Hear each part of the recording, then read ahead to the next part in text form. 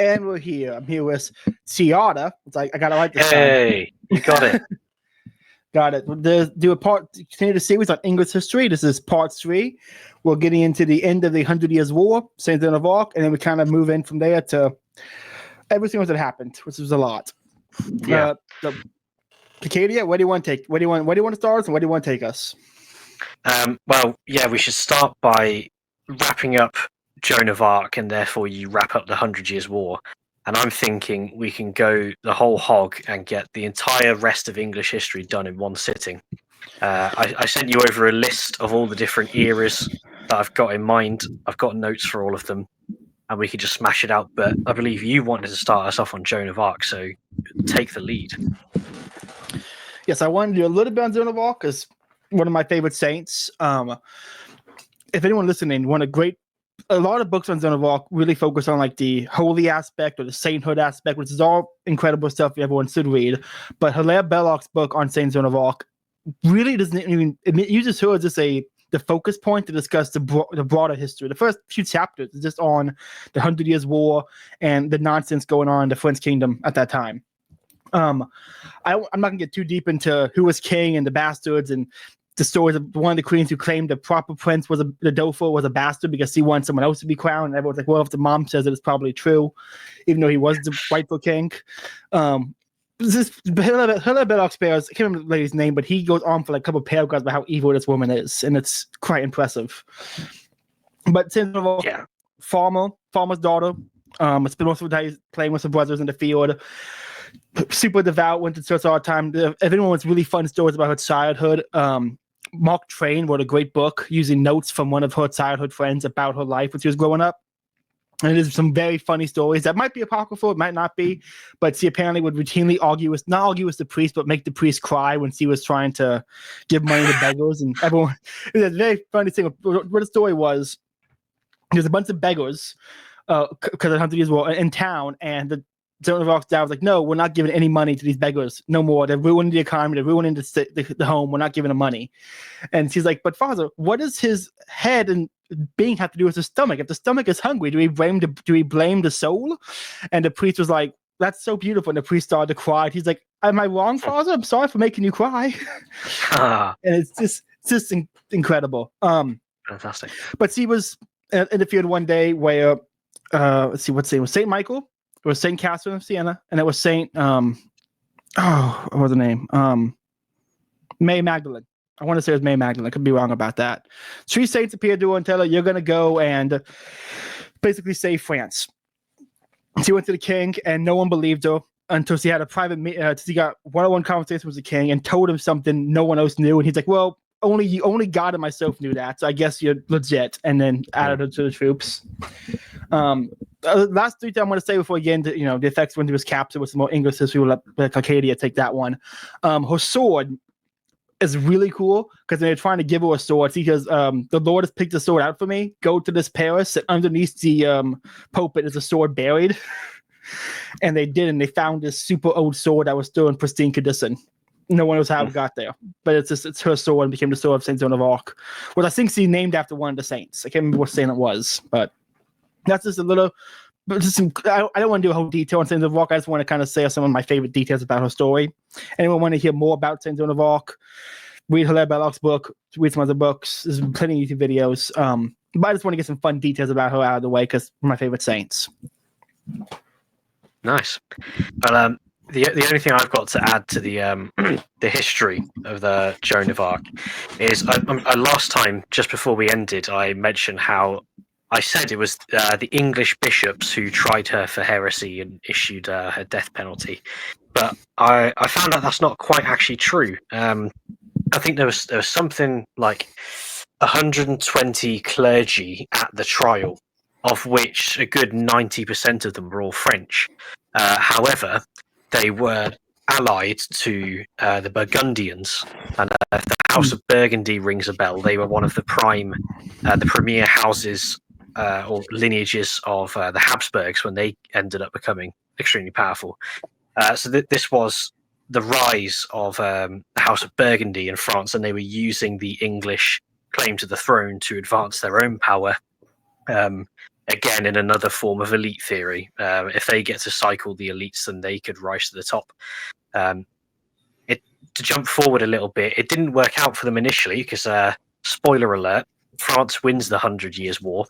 I mentioned before that while the Black Prince was leading it at the very start of the 100 Years' War, it's a miracle that France didn't lose. I don't know how.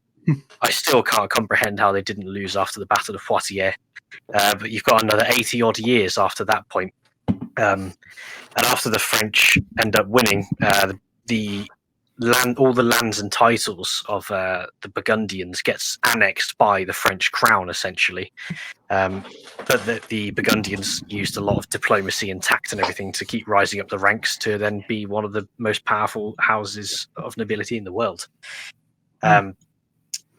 So the 100 Years' War really starts. Joan of Arc is the turning point, essentially. She after France is just getting rolled for like 80 years in this war, and it has to be some sort of divine intervention for them to have not lost.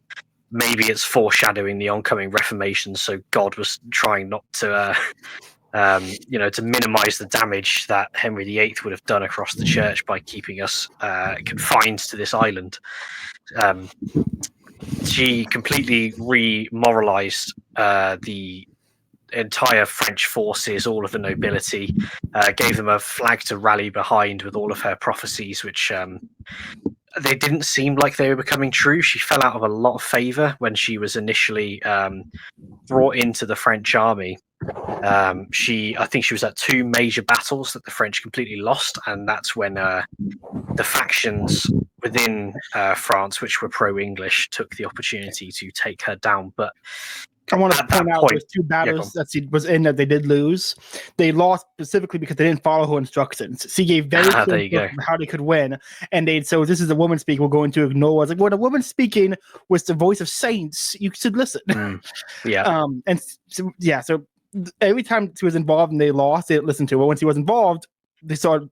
Everyone they listened to her went their way. Which is what bugs me so much about the story is that early on they listened to it, it went their way, and then they got cocky and stopped listening, and everything went to shit again. It's like, see, it's so French. It's good old arrogance.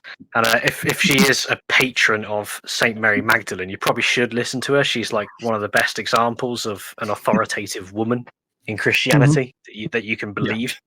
But yeah, we know the story. She ends up being executed, burned at the stake. And yeah, I found it interesting. It was actually French clergy that organized that, although they were pro-English. Listening, I want to point out, during all this stuff with Saint Joan of Arc, he was 19 years old. Yeah, I believe crazy. To this day, she is still the youngest military leader in history. Wow, there you go.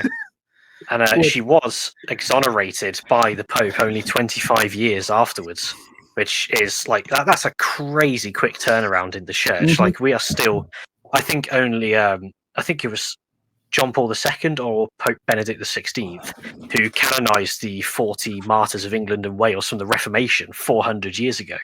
So like to turn someone around in 25 years as a saint is remarkable. Especially back then too. So her effects on the war outlasted her considerably. You mentioned the Dauphin. He ends up leading the main French forces, renewed with Joan of Arc's prophecies. At the time that Henry V retreats due to old age, they start properly besieging English holdings, especially around Aquitaine in the southwest of France. That was one of the inherited lands of the Plantagenet dynasty, which they were using to press their claims in France. And I think, first of all, though, the Dauphin successfully besieged Normandy, and that was disastrous for the English, as you could imagine. That's the closest holding to England. And once they started taking Aquitaine, there's no way the ships could really land. So strategically, the French were absolutely on the front foot, and they didn't let the advantage go after that point. So it was kind of a done deal once Henry VI was crowned. And that was only a year before this debacle with Joan of Arc. After that point, it was just a continued steady defeat for the English. France ended up taking all of their lands essentially, and I can't remember what lands the crown might have held in France afterwards. I think it was basically just reduced to Calais. I could be completely wrong on that. I'd be open to correction. But that was it. The English, the 100 Years' War. I'm getting my wars mixed up already. The 100 Years' War started. I think the first half of it is really the exciting part. Yeah. And there are two halves separated by the Black Death in the middle, which it killed something crazy, like something like 20 to 30% of the entire population of England.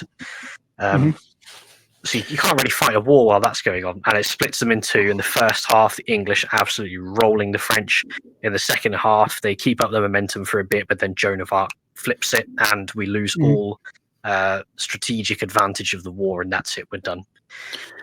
Yeah, I would say if anyone wants to study the 100 Years' War, really, this ways I would went about reading about it was the Black Prince, Henry V, Saint Joan of Arc.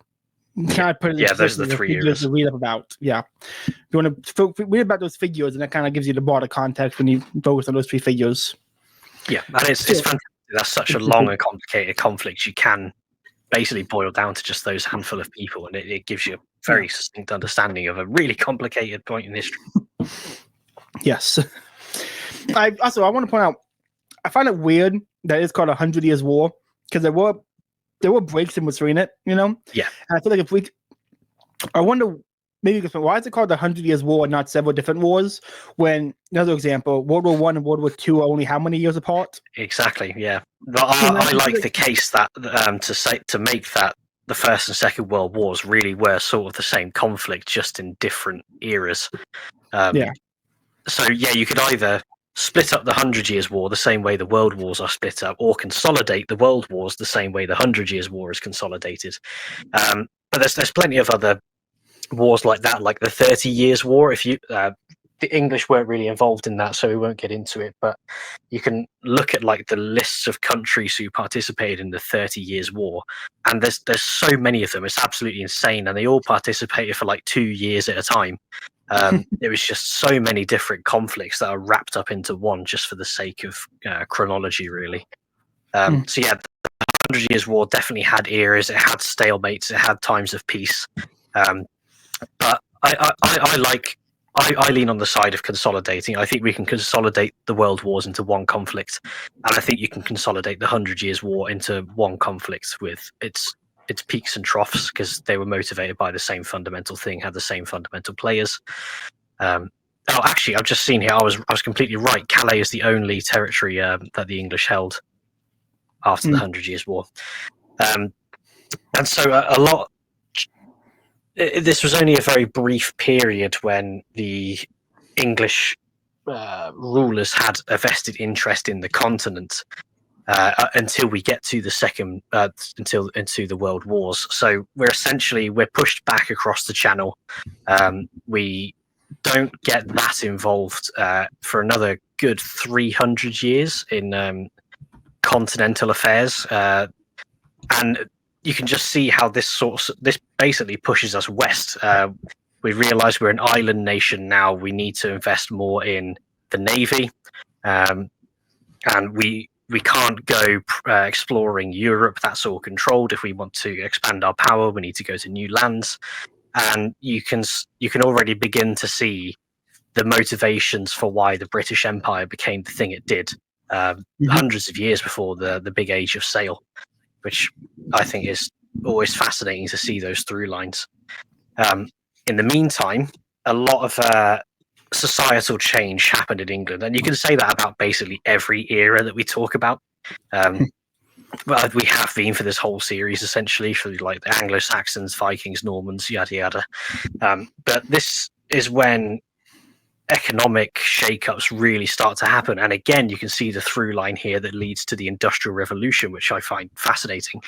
I'm sure we talked at one point about the Black Death and the effect that had on social classes, when lots of laborers died, and so you had labor became scarce, and so farmers ended up having lots more bargaining power with the petty aristocracy, like barons and lords of the manor and things like that, and they could begin to negotiate from a place of power against their social superiors, and that had huge consequences for just the way the country worked.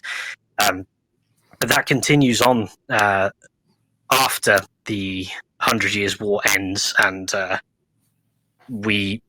economic interests start to turn inwards rather than to things on the continent. And this is when the wool and textiles trade begins to explode in England, and this is what carries our economy for a long time, basically up until the Reformation, when there's a huge injection of money from the dissolution of the monasteries, which then goes on to fund the beginning of the empire. So the wool and textile trade can't be... I have some things to say about that when I get to the Reformation from an economic lens. That's what 𝕮𝖆𝖆𝖆 really writes about in the beginning of why the Reformation happened. I'm not surprised. And yeah, there's many good cases. James Burnham makes a great case, which I'll talk about a little bit. But yeah, if you look at, we might have talked about this before, but if you look at a map of density of sheep across Europe, there's poorer places like Greece and Sicily down in the Mediterranean, which have a high density of sheep, but then Britain, and so the way they show it on this map is like red dots to show areas of high density. Britain's just entirely red. Wool has been an incredibly important part of our economy for hundreds of years, and the Speaker of the House of Commons, who's the one who shouts "order, order" when they start shouting at each other, he sits on a pillow made of wool, essentially, sort of showing that the authority of Parliament depended on the wool trade. It was super important, and textiles as well end up funding the empire incredibly well due to innovations in looming that start in England, particularly in the East.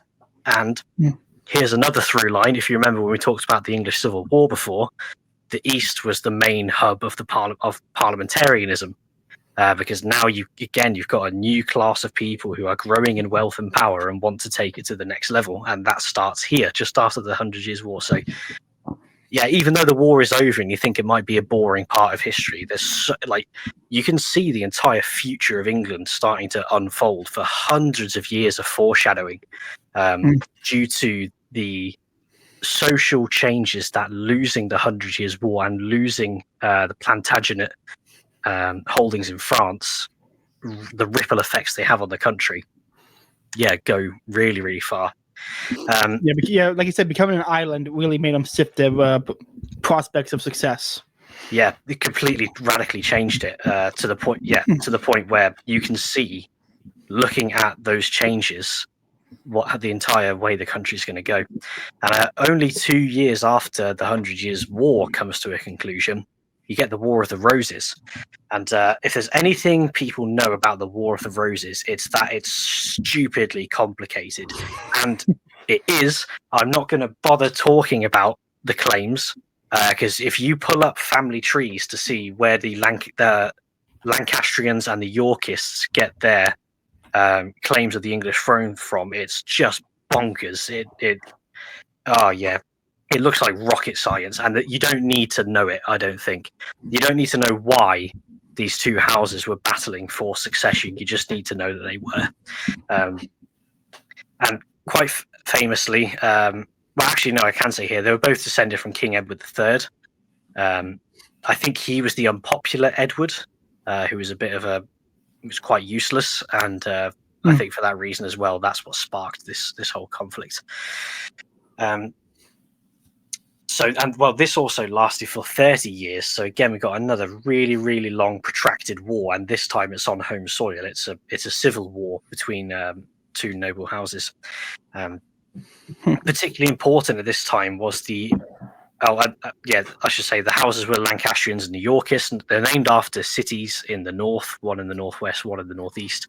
The Lancastrians were identified by a red rose, and the Yorkists by a white rose. And if you know what the symbol of the House of Tudor was, you'll know who won, because they carried on that emblem of their house after the war had ended.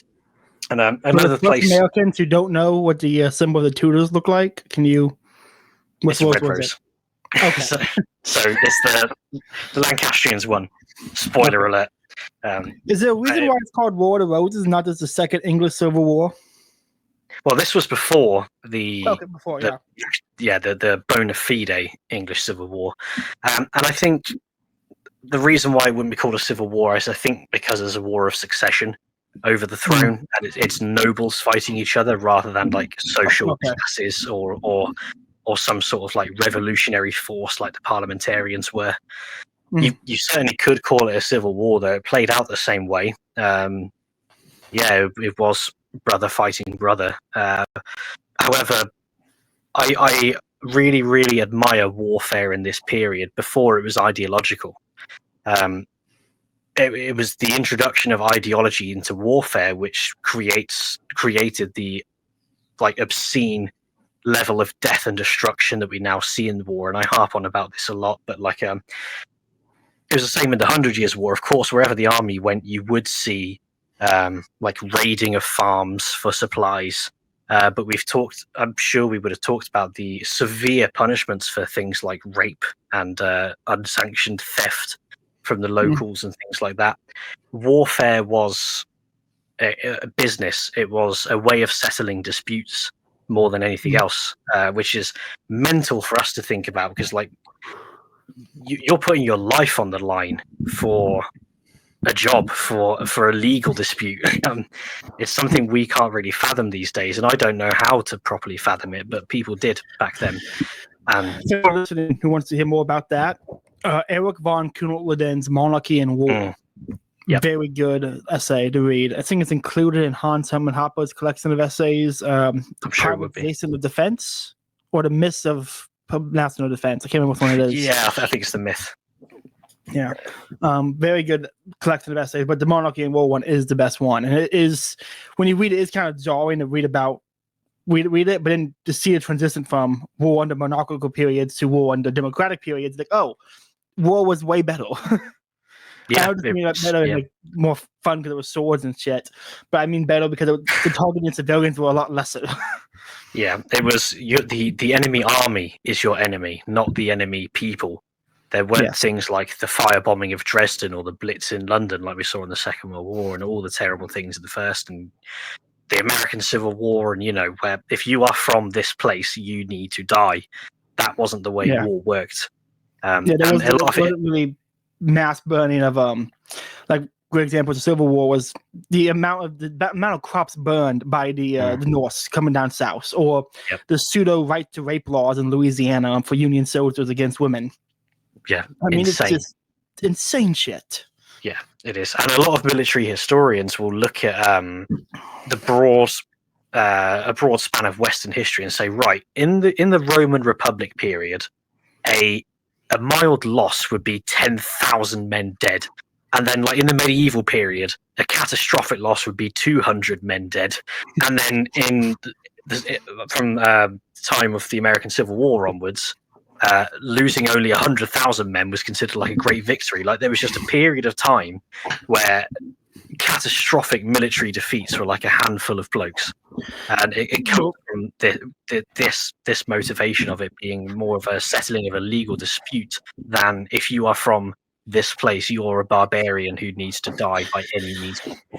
Yeah, I just finished the book today on Alexander the Great, and every once in a while it brings up the total number of killed in the battle. I'm like, holy shit, that's a lot.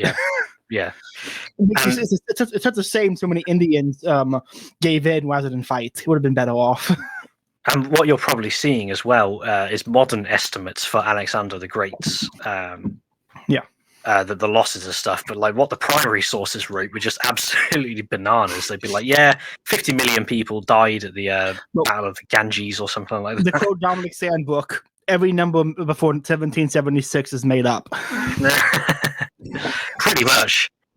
Well, let's not argue about the authenticity of numbers in the modern day, because that's still under contention. Ooh, that was on YouTube here. Yeah. Well, there we are. So, okay, War of the Roses. Again, I don't think it's one where you need to get into the players too much, really. I think you could essentially skip.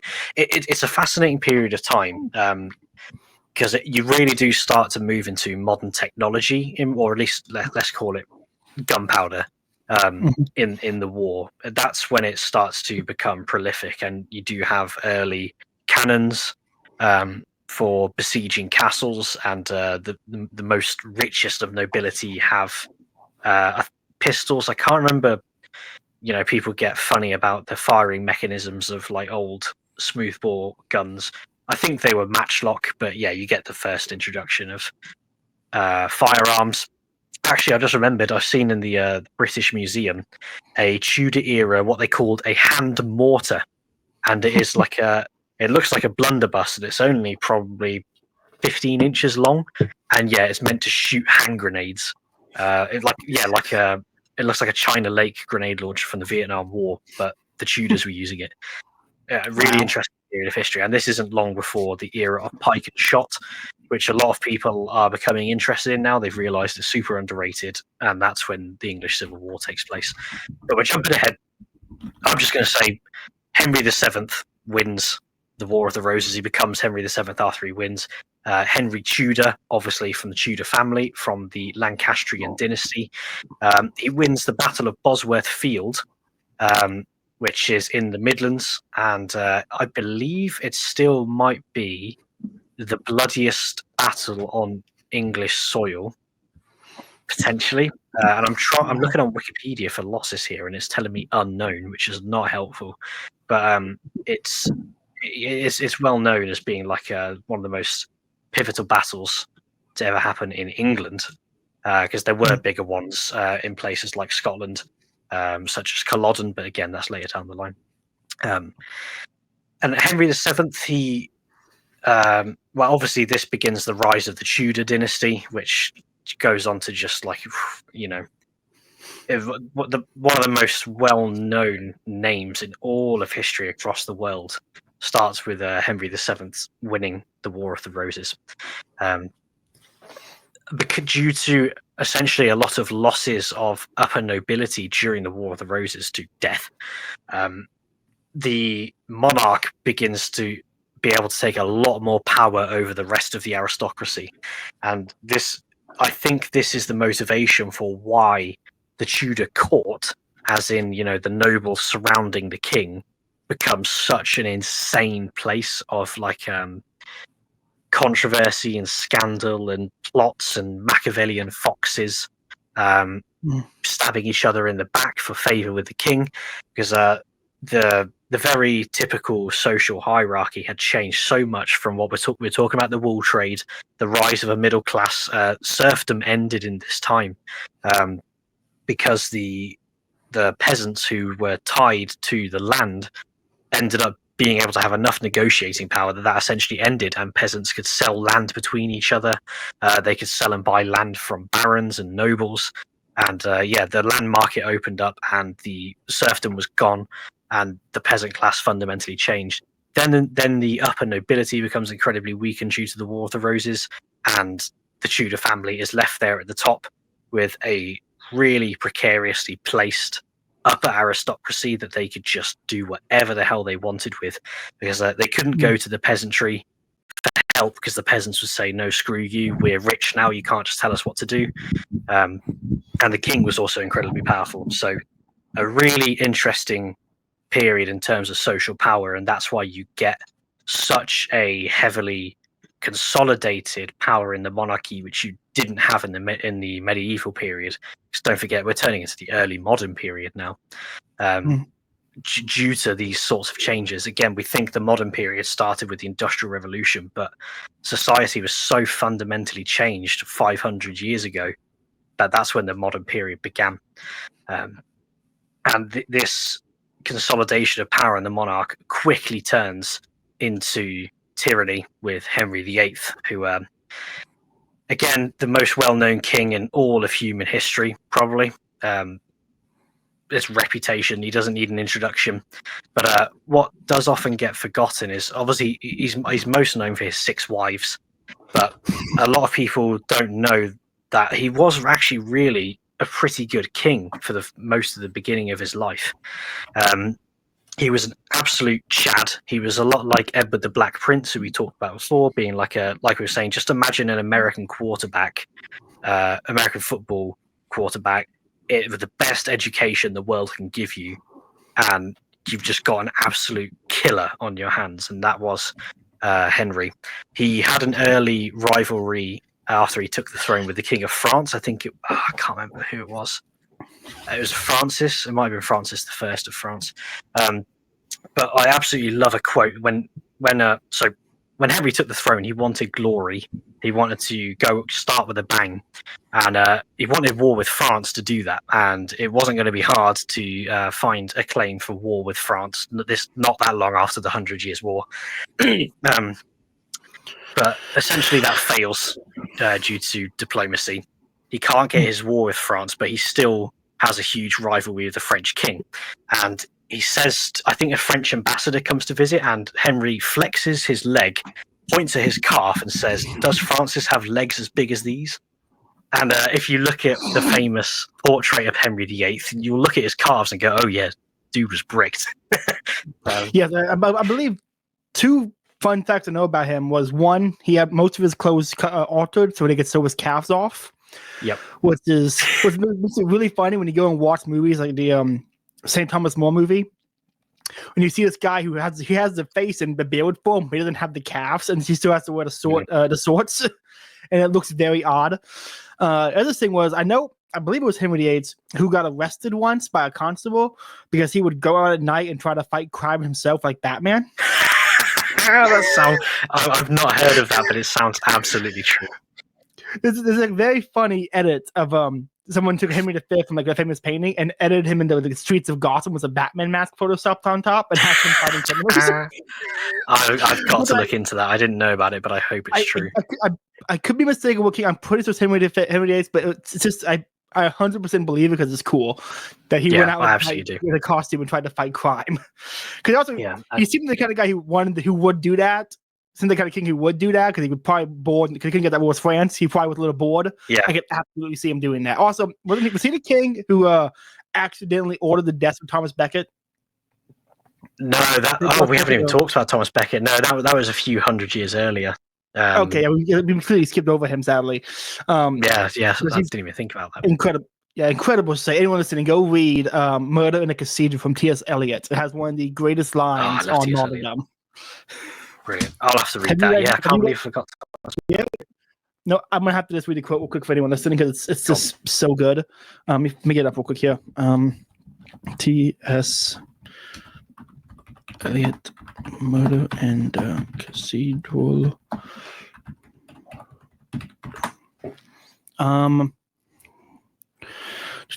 What's that on quote? Let me find it. I used to have it saved in my phone, but I don't have it saved here. Let me get it up here.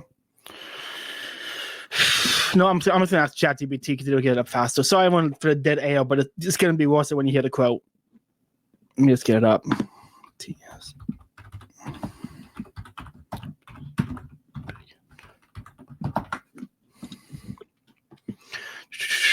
Here it is. Why did it not give me the full quote on ChatGPT? That's ridiculous. Paste. Full quote. Here. Now is my way clear. Now is the meaning plain. Temptation shall not come in this kind again. The last temptation is the greatest treason. To do the right deed for the wrong reason. The natural vigor and the venial sin is the way in which our lives begin. To take shape and to break it again. It is our pleasure to be a lie in the soul. Is to die for a reason. That line, the last temptation is the greatest treason. To do the right deed for the wrong reason. This the temptation of martyrdom. That little line is just incredible. Yeah. Okay, sorry for the delay for listeners, but absolutely worth it for that great quote. Yeah, that's wonderful. I'll so going if we take us back to the Tudors here, just more about Henry VIII's character, because I do like to. God, what an absolute famously horrible evil man, but in his earlier life, I think he was very admirable. He was incredibly popular, and he, again, this like jock personality he had. Whatever he was doing, he was always wishing that he was out hunting instead.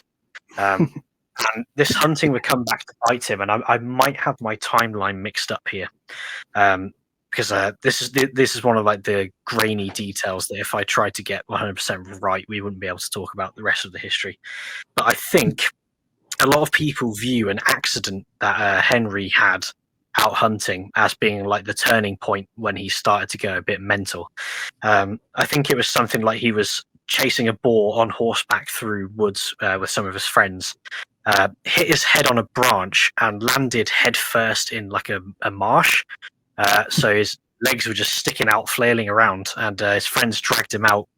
And a lot of people say that after this point, like his legs started to go wobbly, so he wasn't able to do as much jousting and hunting as he used to. People think there might have been some sort of brain damage because he started to have temper tantrums and like almost bipolar mood swings. I think this might have come like just after he started trying to separate from Catherine of Aragon, his first wife, which famously sparked the Reformation in England. But before the Reformation, we're talking about, I was mentioning courtiers and people surrounding the king. One of those was famously St. Thomas More. And before, again, I'm just talking about Henry's early life here, because he was married to Catherine for something like 20 or 30 years before he then tried to bring about the divorce proceedings. So that's a lot of time for him to actually be a decent person before he started all that shit. Was Catherine of Aragon the daughter of Queen Isabel in Spain? Yes. Yeah. Okay. She was the Spaniard, she was often called. Okay, I remember. Yeah, her life is tragic. Honestly, Catherine of Aragon had a very tragic life. Yeah, she certainly did.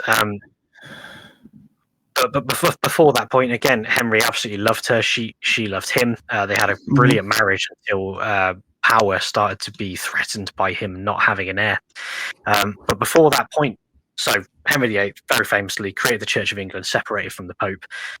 But when Thomas More, again a highly venerated Catholic saint, you won't find a Catholic who doesn't love him, and many Anglicans who don't love him. I think he's venerated by loads of Anglicans, which is just mental because they killed him.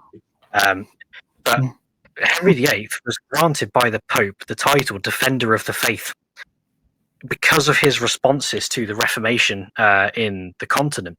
And he essentially had St. Thomas More ghostwrite letters denouncing Martin Luther.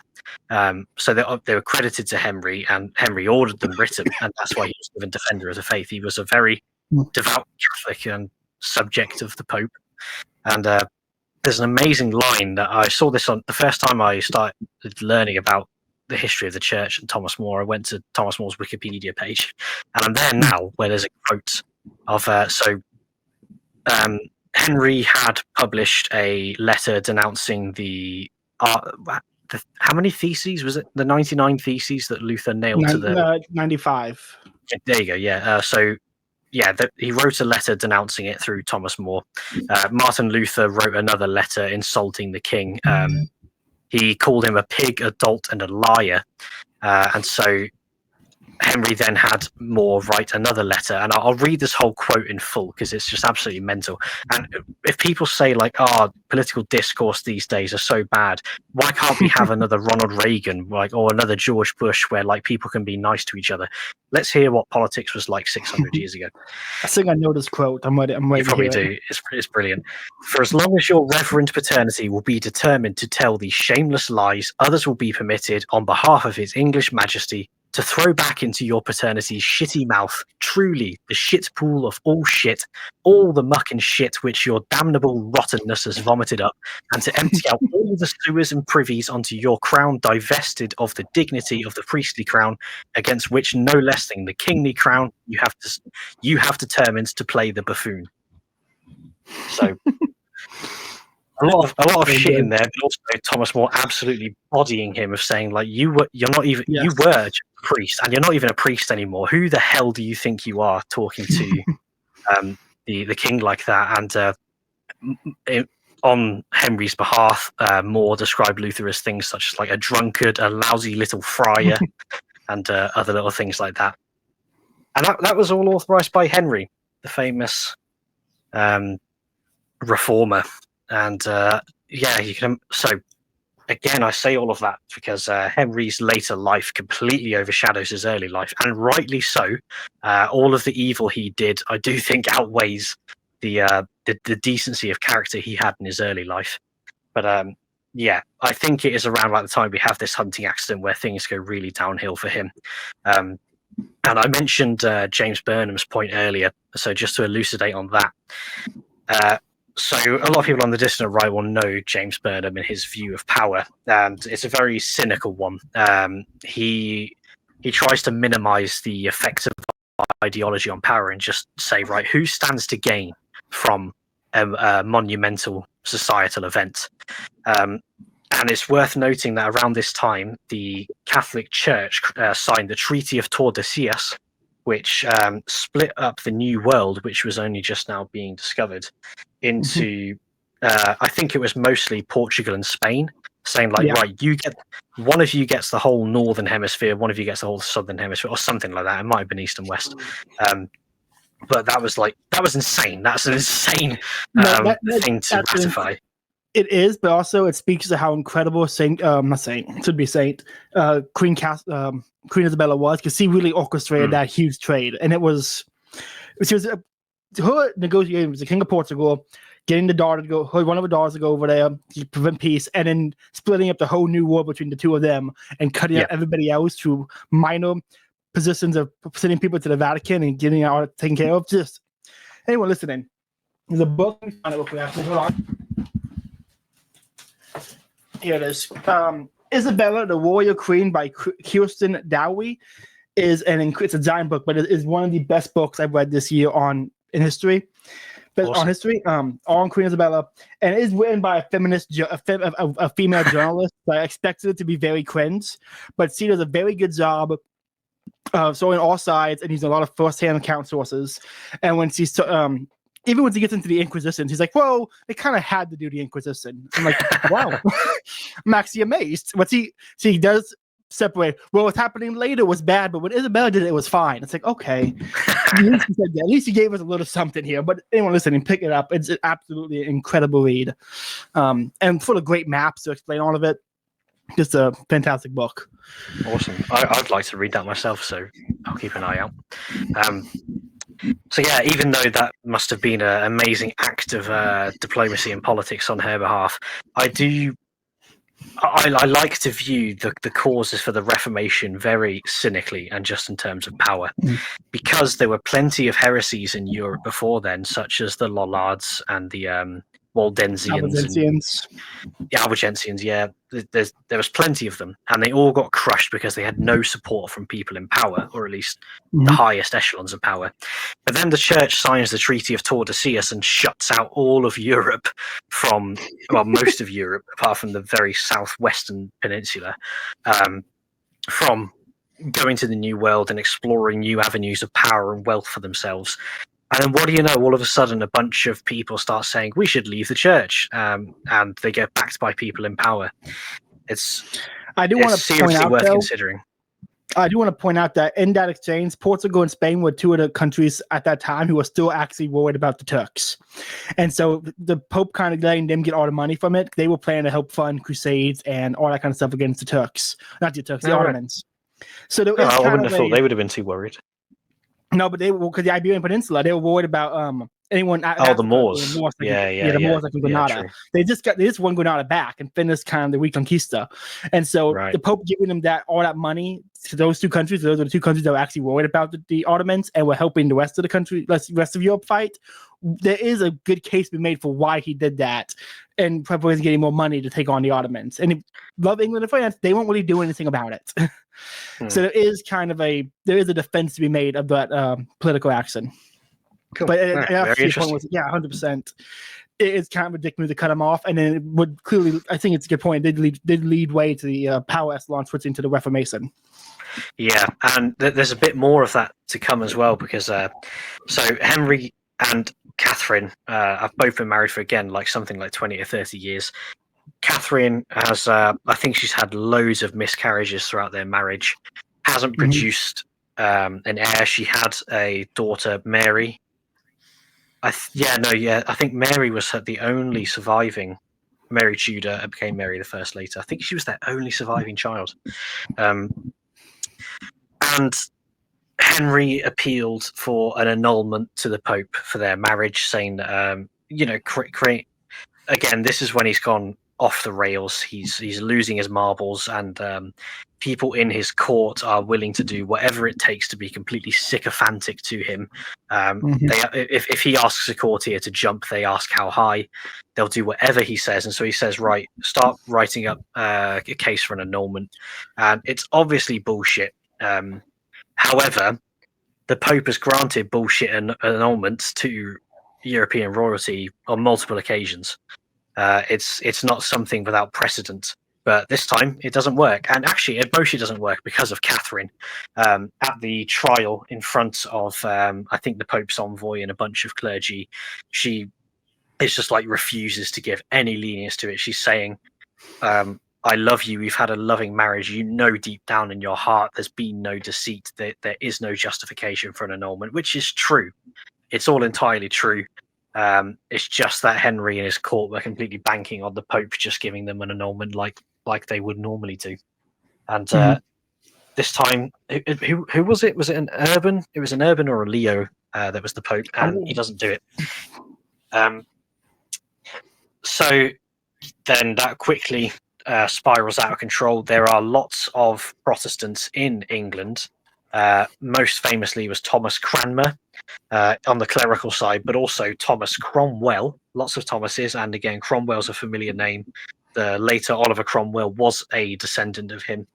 And Thomas Cromwell is the definition of a heartless Machiavellian fox. He uses lawfare and bribery and blackmail and everything under the sun to get his way. And whatever is his way is whatever grants him more favour by the king. But we can also talk about Cardinal Wolsey, who was the most important cleric from the Catholic Church in England at this time, just before the Reformation started. He was another incredibly intelligent Machiavellian fox. Even though he was a cardinal, he was deeply involved in matters of the court and political intrigue. I think just out of personal ambition, which is a bit crazy if you're a cardinal, but again, a cardinal is a position of ambition. So that was just part of who he was. And he mentored Thomas Cromwell, who ended up becoming the main legal sword of the Reformation. Thomas Cromwell ended up betraying Cardinal Wolsey, who, Cromwell. So I'm watching a show at the minute called Wolf Hall. It's an amazing show, and it's based on a book of the same name. A lot of Catholics don't like it because it doesn't show St. Thomas More in the light he deserves. He was an incredibly wonderful man, which this doesn't really show. It just shows him as being Cromwell's rival, and that's it, essentially. And they just show that he refused to accept Henry as the head of the church and got martyred for it, and that's it. That's all they do with Thomas More. So Catholics don't like it. But if you want to understand the way politics worked and the whole history of the entire period of Henry VIII, watch the show Wolf Hall. For Brits, it's on BBC iPlayer, and I think the first season came out 10 years ago, and I've been waiting about 5 years for the new season to come out, and it's currently being released. It's being released every Sunday. Episode 3 just came out. Me and the wife watched it just before we came on this. It's amazing. Watch it, and Nice. it's the life of Thomas Cromwell, and I can't recommend it enough. There has been no piece of media which better shows the Tudor court, the period, and the Tudor court. I think we might have discussed it before. There's a show called The Tudors, and it's fucking terrible. Absolutely, like just shit. Not worth anything. How do you spell it? Warhol? What are they called? Wolf is in the animal. Wolfhall. Yeah. It's the name of the Wolfhall is a house. It's the family house of the Seymours. Jane Seymour was Henry's third wife. And it's also not far from where I live, I believe. It's not open to visitors, but it's still a house. But yeah. Like I said, looking at the images from it, I love how. This is why the reason I watch Doctor Who is that the BBC has access to so many great costumes. Yeah. Oh yeah. They just put out the drippiest costumes. They just and you see it all so much. We'll just use it again, and it looks fantastic. Yeah. No, it really does. You will not get a better visual representation of the Tudor period than this show. It's worth watching alone just for that. And when we were watching this episode, Jane Seymour was walking down a corridor with one of her ladies in waiting, and my wife said to me, like, "God, wasn't this just like an unbelievable period for aesthetics?" It's like if you saw someone like that walking towards you, you would go, "Oh, that's a queen." You would have no doubt about it. And she said, like, if you saw Prince William walking around the street today, he's just another bloke in a suit with a bald spot. Like there's nothing about their demeanor which says royalty, but you get the full display of royal aesthetics in Wolfhall. But yeah, that's Thomas Cromwell. And so there are plenty of reasons then. Dude, I didn't notice Henry VIII is played by one of my favorite actors. I gotta check it out. Yeah, Damian Lewis from Homeland and Band of Brothers. Yeah, he's so underrated, and he does such a good job as Henry. He also Life for the American cop drama he did for 2 seasons, and Billions. That's on HBO. Just dude's incredible. Yeah. Wow. And so many of American viewers of our sort of audience will love Band of Brothers, and you can watch it alone just for that. He's Lieutenant or Captain Winters for anyone who doesn't know. Yeah, I watched that show not too long ago either. What an amazing show! But anyway, yeah, he does such a good job of Henry as for the reason being that as time goes on, he does a fantastic job of being more erratic, and it also showing that so many people who got close to Henry, that was really the higher you get, the harder the fall with Henry. And if he ever felt like he owed you too much, he would just get rid of you like that. And he did it with Wolsey. He ends up doing it with Cromwell. Did it with all of the families of all of the wives that he ends up taking, like the Boleyns, when he married Anne Boleyn, where shot up right to the top of the social hierarchy, and then she gets her head cut off and back down to the bottom. And yeah, the show does an amazing job of showing all that stuff.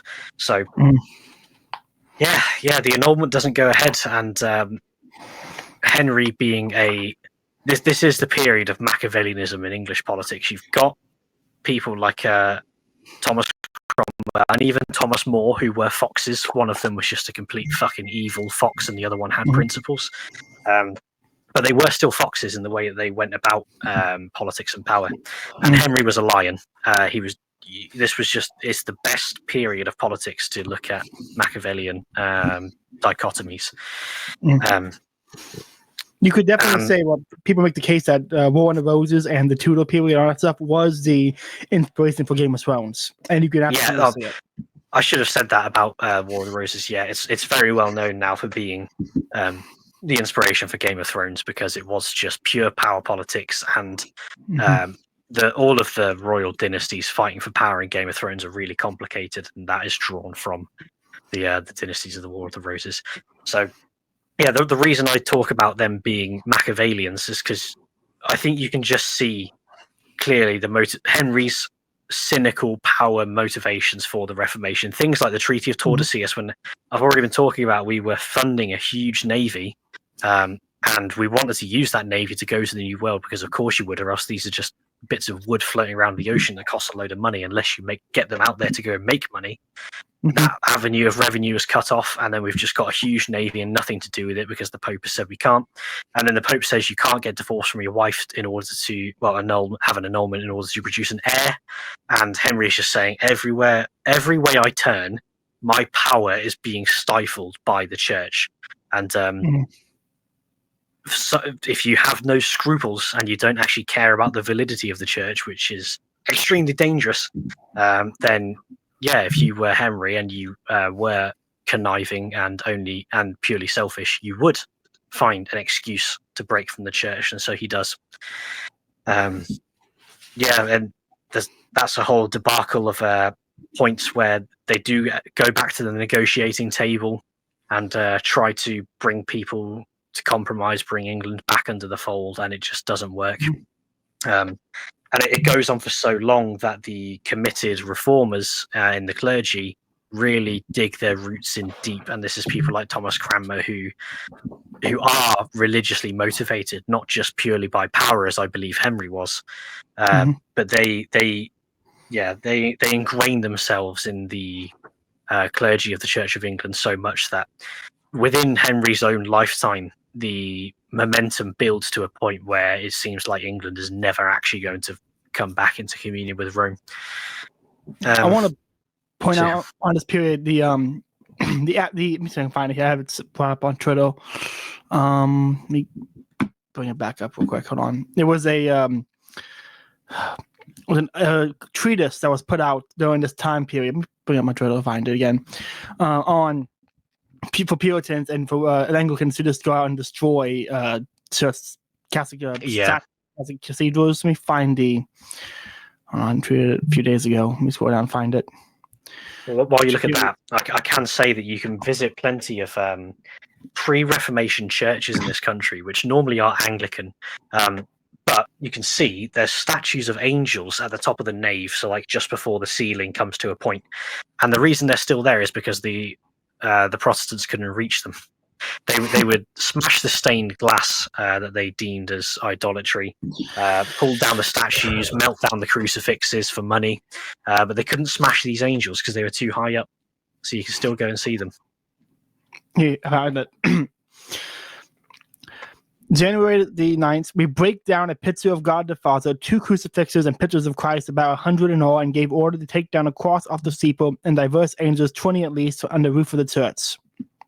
We break down 10 mighty great angels in glass, in all in 80.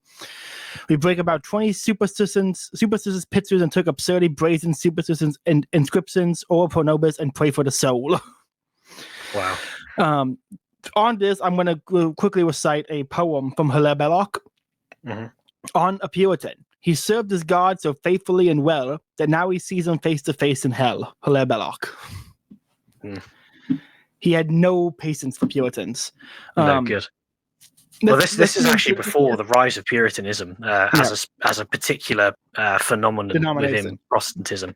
But the leading tendencies within the church at this time were Calvinist, which is iconoclastic and ultimately very similar to Puritanism. So same applies. The most evil of the Protestant denominations. I got no problem saying that. Despise Calvinist. Honestly, I don't know if they would entirely disagree. To be honest with you, I don't think they mind being ruthless. No, that's why I hate most about them. Is their biggest faults are what they claim is their biggest virtues, and this is why there's no middle ground. Yeah, if you just identify their traits, they'll certainly agree with you. Yeah, just the fact that they can't sing the song "Jesus loves me, this I know, for the Bible tells me so" is to be the fact that they can't even sing that most basic Christian nursery rhyme points that they should be ignored completely. Yeah, I agree. Let's get into the dissolution of the monarchies and the consecration of wealth that came about from the Reformation, because that's a very interesting part that gets into the economics of starting capitalism, the industrial age, and the British Empire. Indeed. So, we've been talking about the cynical power motivations for why Henry would start the Reformation. And the dissolution of the monasteries is a very famous one. And it's one that is so deep within my soul because I can go to all of them. I can go to the ruins of all of the monasteries that he tore down to melt down the gold to send to the mints to create currency and inflation and personal wealth. Basically, all of the wealth did also essentially just go to Henry. Only a little bit was given to the poor, but of course the entire justification was, these horrible popish monasteries are hoarding wealth that should be given to the poor. Were the poor any better off from dissolving the monasteries? No, of course they weren't. But Henry and his favoured courtiers were certainly massively better off, including Thomas Cromwell, who did all the paperwork for all of this. So, yeah, what Caleb alluded to there, which we've spoken about, I'm sure, on this show before at some point, is the bringing all. So, first of all, there's been a map going around in the last year or so on social media of former sites of monasteries in this country, and you can look at maps of monasteries in France, which is the highest concentration of monasteries in the world because they've never had a Reformation. But then look at a map of pre-Reformation English monasteries, and we rivaled them. The monasteries were absolutely everywhere. It can't be understated. There were so many of them, and Henry made it a mission to destroy all of them. And it started off just saying, funnily enough, a lot like what we're hearing our present government say about farmers, saying, no, it's only going to be the wealthiest. And again, we know that like all income tax was, no, it's only going to be the wealthiest. And then everyone ends up paying it. Well, it was only going to be the wealthiest, biggest monasteries attached to noble houses, which were going to be dissolved. By the end of it, they were all gone for the vast majority. And that freed up all of the gold used in the crucifixes, monstrances, jewels, and all the history that the monks were keeping destroyed. Like I've mentioned before, we know that the Anglo-Saxons were amazing poets, but we only have a really small amount of surviving poetry from them because it was all so much of our history was destroyed in the dissolution of the monasteries to fund Henry's coffers and for the middle class to have a huge economic boom from all of the stone that was freed up from pulling these monasteries down. And by the way, they were pulled. I don't know architecture at all, but they were destroyed in ways that were designed so that they could never be rebuilt, at least without tearing it all down and starting brand new foundations. And you can particularly see this at Glastonbury Abbey, not far from where I am. I've been there a couple of times, and fucking heartbreaking. I struggle so hard to walk around there because they still have like lines on the grass where they say this is where the high altar was, this is where the Lady Chapel was, this is where the tomb of King Alfred was, Alfred the Great, and I'm fairly sure he was buried at Glastonbury, and they just we don't know where he is anymore because his tomb was just destroyed. Tragic. And there are still standing ruins of, I think, the cloisters where the monks lived, which are now just moss-covered vertical bits of stone. Incredible! It's crazy, and that's one of the many great monasteries which existed. I've also been to Lewis Priory, which is near Brighton in Sussex, and that was heart-wrenching as well. That place was huge and such a pillar of the community, just destroyed. So yeah, a huge building boom from all of this stone being freed up, already in uniform sizes for building, and lots of grand palaces get built for all of the courtiers. The navy gets a huge load of funding, and Henry, who's been struggling for money for a long time by that point, is suddenly incredibly wealthy and do whatever the hell he wants again. I want to read a few quotes from Belloc. I got a few quotes on this time period I want to read because I think they're pretty interesting. The confiscation of monastic land under Henry VIII and its transfer to a new owning class laid the foundations for England as we know it today, a state wherein the many are dispossessed and the few control wealth. This is the beginning of the capitalistic order.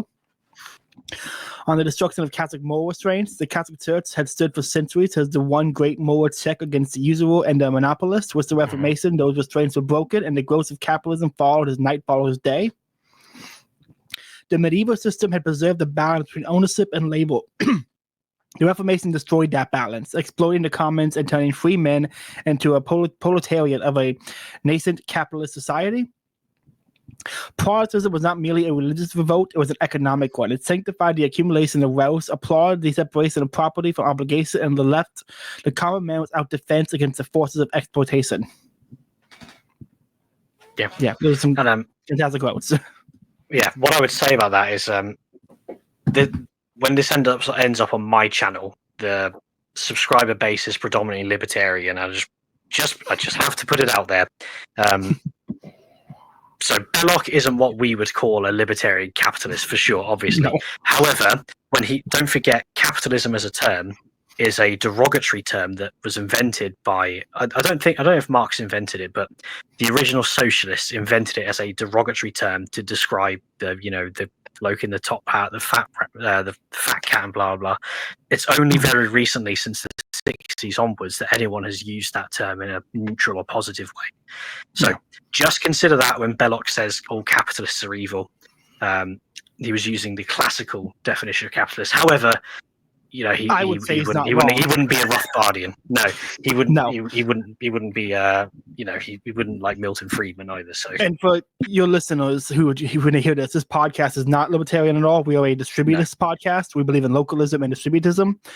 Take the peasant pill is the say of the podcast. And anyone listening, there's a great episode on the channel called "Take the Peasant Pill" Anon, where Connor breaks down the servile state and several paper encyclicals like 𝕮𝖆𝖆𝖆 on the worker and proper Catholic social teaching relating to the market.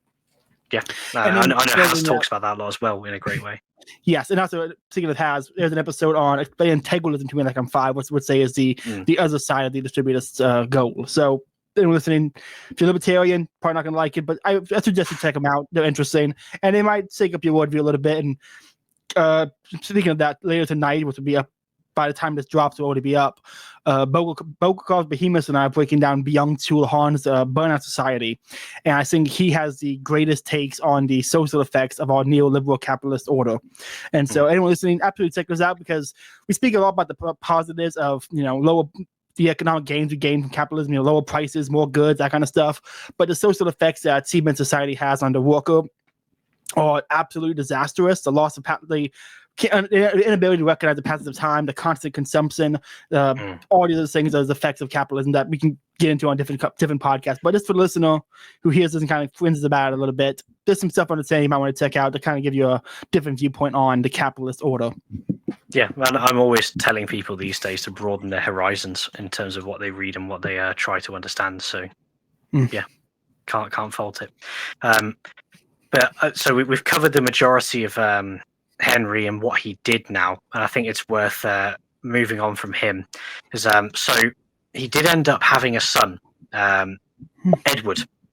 And so when Henry died, his son was, I want to say, about 6 years old. And there's Jay told me this, and I've never actually verified it, but he's told me that a Catholic priest read Henry his last rites, and if that is true, then the case for the Church of England even existing, as weak as it already was, like on your own merits, it's gone. The first supreme head of the church supposedly, essentially, repented on his deathbed. So again, don't know if it's true, but it could be. Yeah, I believe it regardless. I would believe it. But so he died with Edward still alive, very young, under a regency. So when Henry died, so remember, all of this essentially, it all started for him to have an heir, because there were motivations for the Reformation, such as the wealth in the monasteries, the Treaty of Tordesillas, but none of it is likely to have started if he never got an annulment. I mean, if he did get an annulment, all of this was to produce an heir. Ultimately, that was the primary motivation, and he died thinking he'd succeeded. And then his son died after him. And to me,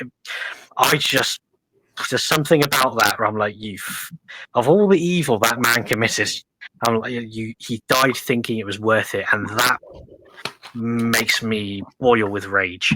Especially then knowing it actually wasn't. It wasn't even successful.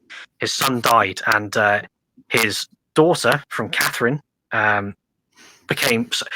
He went through 6 wives. And the person who succeeded him on the throne was the only child of his first marriage. the legitimate one that he couldn't get an annulment for. And so Mary was raised by Catherine, who was essentially in exile, I believe, in Ludlow Castle, which is only now a ruins, but it's in the Midlands, so I have to shill it. It's worth a visit. Ludlow's a lovely place. Anyway, I think that's where she was essentially exiled to, and she sort of raised Mary in isolation. Henry wanted nothing to do with her because initially, if he legitimized Mary, that would have huge social consequences. People would have, Catholics would have someone to rally around as a rightful heir to take the throne from Henry, who was a heretic. And all of the second season of 𝕮𝖆𝖆 is currently getting into this, so it's fresh in my mind. But she was eventually brought back into the fold, although she did sign a declaration saying that she assented to Henry as the supreme head of the church and vowed to obey him. But then when he died, and then when his son Edward died, Mary was the rightful heir to the throne, the only one left. And like I say, she was raised by Catherine, and basically as soon as she got whiff of this, she recanted and said, right, fuck this, we're gonna go Catholic again. And she went all out, and she has the nickname Bloody Mary. And this is a contentious one. I think it's worth remembering Mary was incredibly popular during her time because there were lots and lots of people who, within their own lifetimes, their entire view of religion had changed. The statues they prayed to, the novenas they prayed, the rosary, seeing physical representations in church of our Lord and Savior who died for us is a physical human body. All of that was taken away in their own lifetimes. And the average person didn't want that. So when Mary recanted all of that, regained communion with Rome and said, right, we're sorting this out. She was very popular for it, but it was the later Whigs, who we're going to talk about not too long from now. You'll hear lots of people on the dissident right denounce Whiggish history or the Whig view of history. It's essentially liberalism, viewing history through the eyes of progressivism. It's been going on for hundreds of years at this point. This rewriting of history to serve a progressive, materialistic worldview. It's not something that began in the 90s, as people need to be constantly reminded. But anyway, she was later given the nickname Bloody Mary because more conflict continued throughout the country between Protestants and Catholics. I'm pretty sure no more people were persecuted under her reign than were under Elizabeth, who came after, but especially not under as much as were under Henry. She was not a particularly bloody queen at this period at all. It was just a bloody period.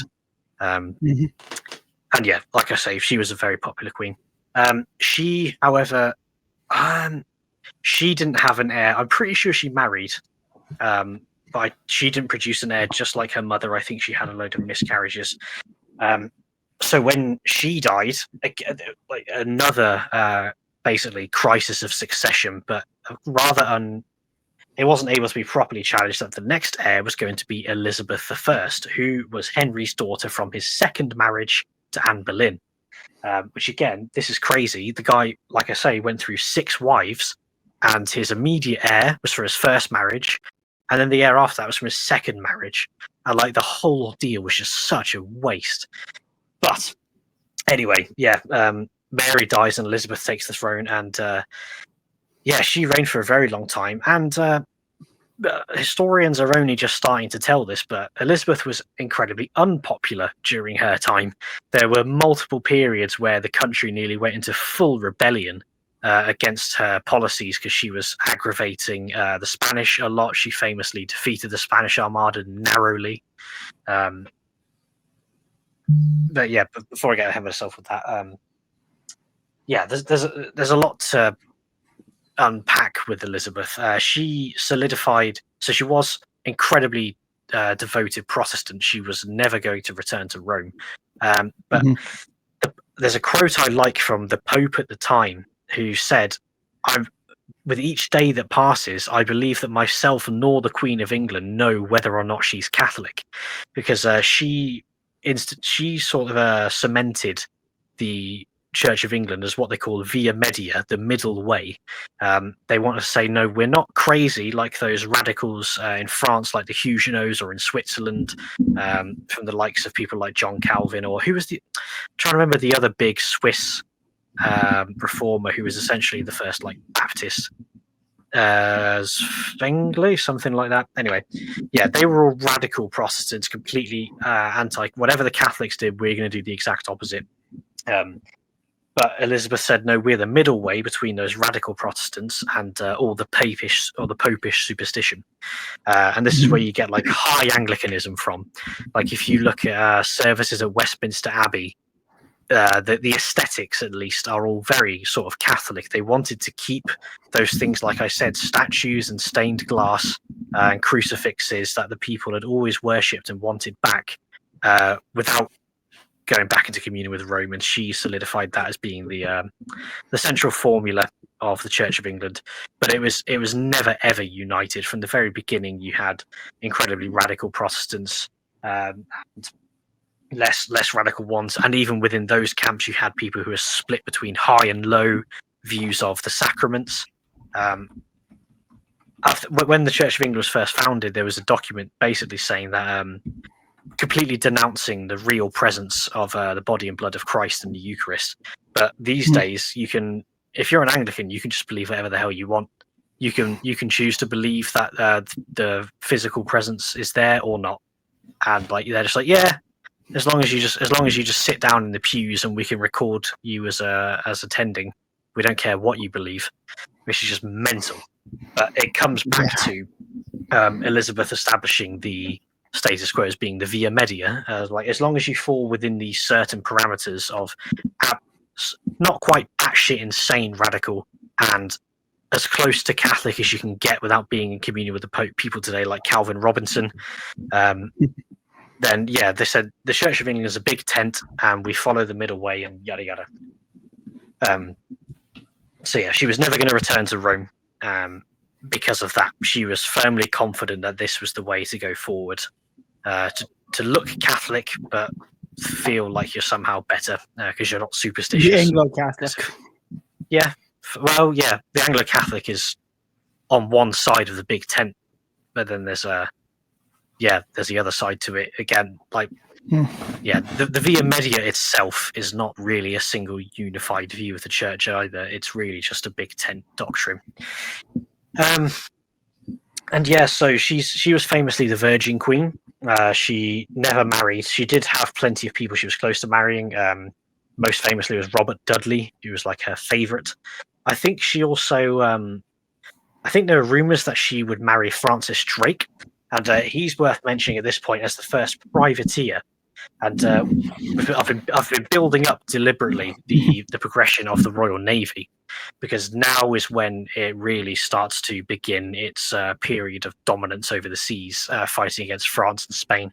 But England was always terrified from the moment it split with Rome of invasion from European powers. Not so much from the Holy Roman Empire, but certainly from France and Spain. Like constantly terrified of it.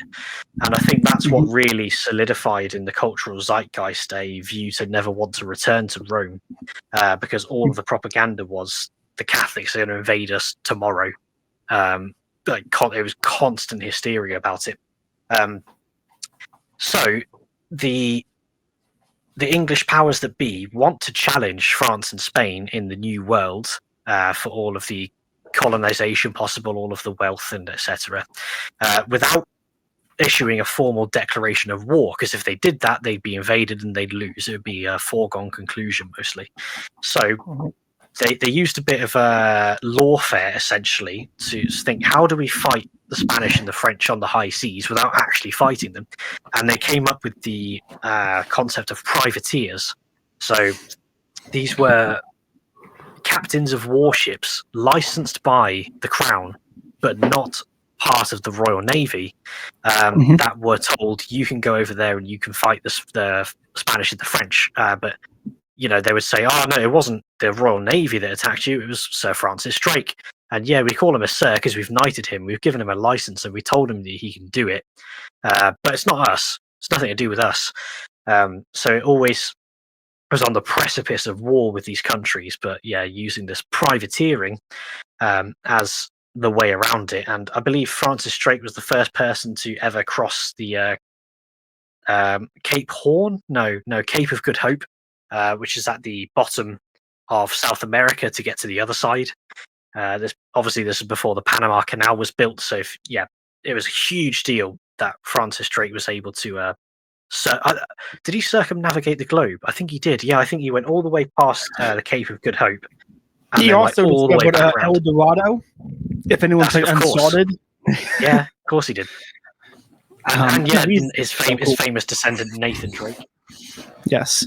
Yeah. I think what's that quote from Francis? Let me find it real quick. Francis Drake. It's a great quote I heard from Prince. I can find it here. Where's it at? Isn't that life ashore is distasteful to me, but life at sea is better? Yeah. He was the start of our proper naval tradition. And I think he might have been executed by Elizabeth. I think because he was another case of rising really high and falling very far as I can tell. But yeah, he won the crown, lots of wealth, and even though again this wasn't technically crown interests that they were pursuing, this really enabled colonization of North America. And again, I think I've mentioned this to you before, but places like the state of Virginia, it's named after the Virgin Queen Elizabeth. The Carolinas are named after the King Charleses who came after her. Maryland, named after Queen Mary. What else is there? I think that's the gist of it. There's New York. What's this? Yorktown. Well, obviously, yeah. That was also New Amsterdam for a while until until later on when we established more dominance over it. So yeah, okay. I mentioned privateering because it's not that long after this. Well, it is quite long after this. About another 50 years from this point, really. That the age of piracy begins, and that was essentially because after most of the colonizing was done in North America and all the boundaries had been settled, there were still obviously lots of wars between France, England, and Spain, and purchases, buying bits of land off each other. But it didn't serve the crown's interests to have these privateers anymore, because they were used as like frontiersmen, like going into places unknown to charter it, get wealth, and come back. But then everything had been chartered, all the wealth was accounted for. The sort of like the fog had been lifted, and everyone knew what was going on in the new world now. So privateers weren't needed, and so there were loads of them in the Atlantic, from the Caribbean all the way up to Canada, who then got a message one day saying, "Okay, guys, no more privateering." I'm like, right, so we've got a warship, or in some cases of some of the leaders, a fleet of warships, no source of income, because the crown has told us we can't pursue our goals anymore. So fuck it, we're going to do what we want. And this is kind of like a tale of as old as time. Like if you have a mercenary army and you send it out onto the frontiers, and then the war all of a sudden comes to a close due to a truce. Well, those mercenaries need to make their money one way or another, and that's the start of piracy, and it's why piracy around the Caribbean and the North American Atlantic coast, because this is again why if you hear a pirate, you hear "Arr, me mateys, let's get some booty."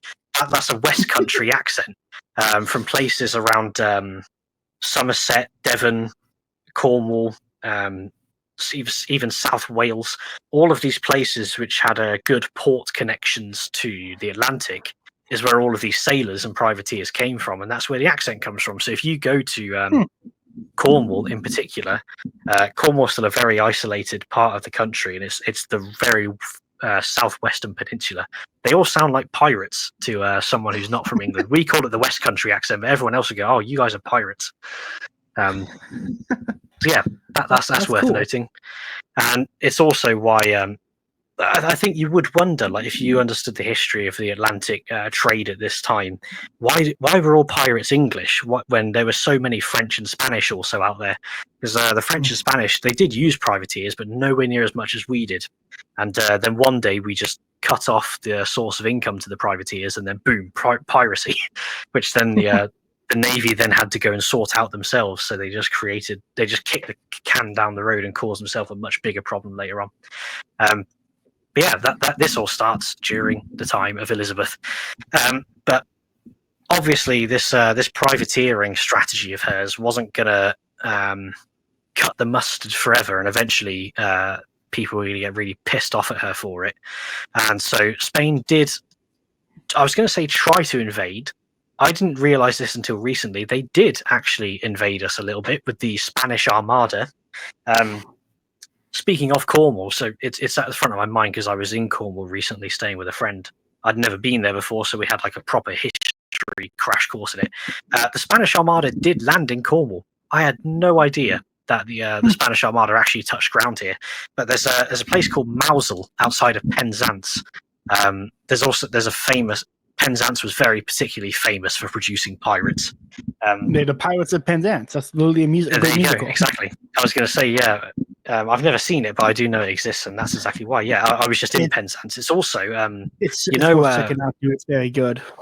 I will then. But do you know St. Michael's Mount? Vaguely. Well, you might know Mont Saint Michel in Normandy. It's the incredibly. Let me look it up. Mont Saint Michel is a massive feat of engineering. It's this like a really shallow island just off the coast of Normandy, I think it is, with a monastery built on it, and it looks absolutely insane.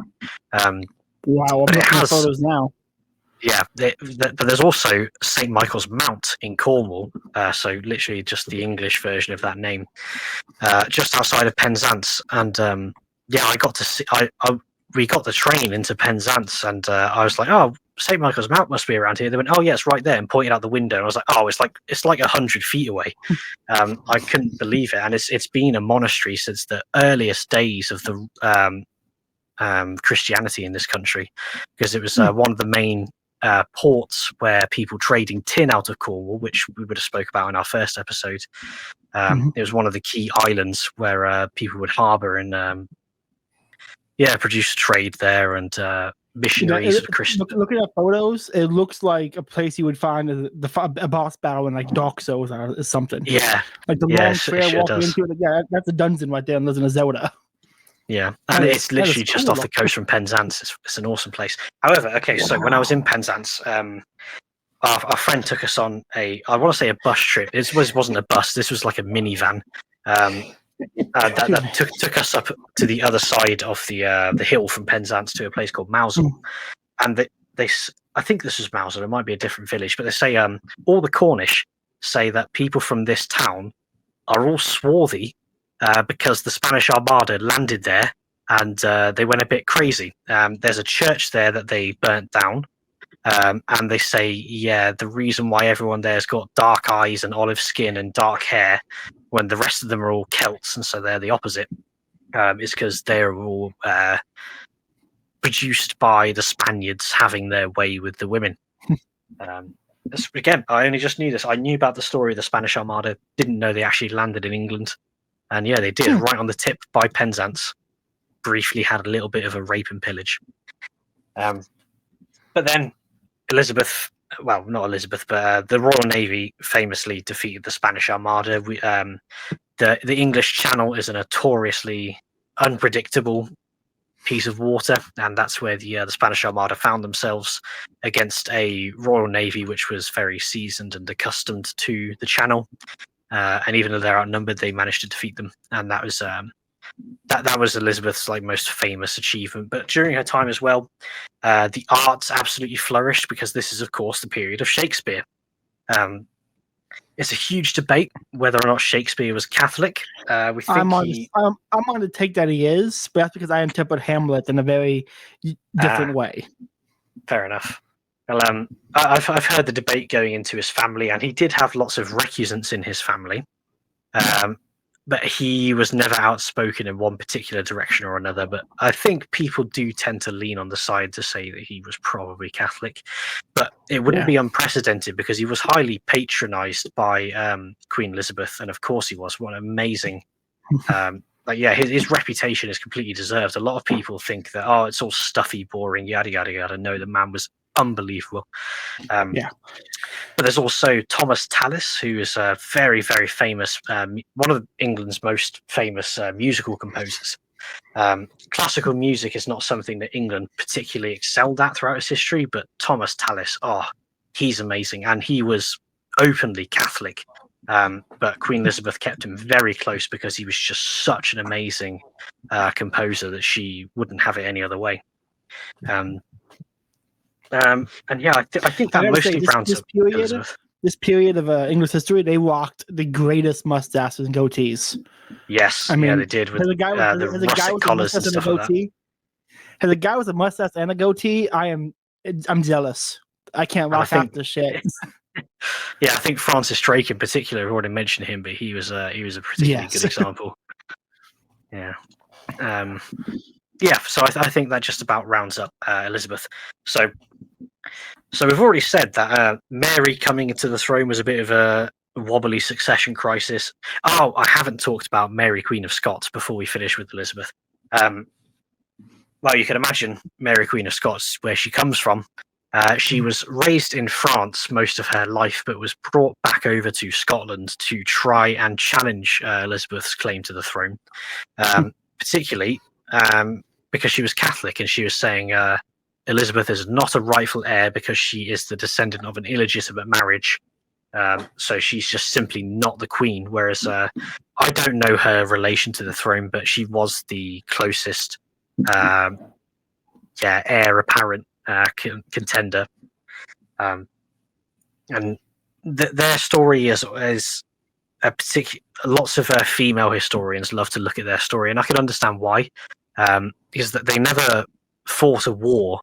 I believe so. Like Mary, Queen of Scots, preoccupied Elizabeth for most of her life. She was constantly agitating from Scotland and like nearly invading and nearly winning, and she's got new nobles on her side, and it was a serious thorn in her side for all of her reign. But I think they only ever met once, and that was after Mary had been successfully captured and arrested on the grounds of treason. And Elizabeth went to meet her in the Tower of London, and nobody knows what they talked about, but it's one of those things that, like, if you look into like the decades of conflict that these two had, and know they only ever met once, and they were basically sisters. It's a fascinating thing to contemplate what they might have talked about and how things might have gone differently. So I want to point this out real quick, anyone listening. This is a fun little historical anecdote I love about English history. More English queens have started more wars than English kings. Yes, massively. Which is, anytime someone says that women were empowered, there'd be less wars. Clearly not. And consider how many more kings we've had than queens. Yes, they've had plenty of chances. It's really a baffling. First time I heard that, I'm like, that's insane. Because I can only name like 3 queens, maybe 4, but there's loads of kings. Yeah, and there's not many more queens than that, really. There's lesser known ones like Queen Anne, but we'll get onto her. But there's not many. And again, Queen Anne started loads of wars. But the argument is that they have to prove themselves to be like the men, so that, but they, in the same way today's women try to prove the dominant by being masculine, and it's been they're being bitches. Back then, they had to prove they could cut it, so they had to start more wars. They proved they were just as tough as the men. Which you didn't really see that with Queen Isabella in Spain. She only started wars because she absolutely had to. Yeah, true. But it's an interesting little thing to contemplate. Yeah.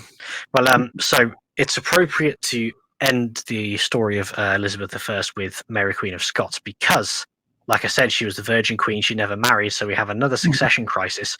And the person who takes the throne after Elizabeth is the son of Mary, Queen of Scots. This is James the First of England, who is also James the Sixth, I want to say, of Scotland, because Scotland and England have been two separate kingdoms for time immemorial until now.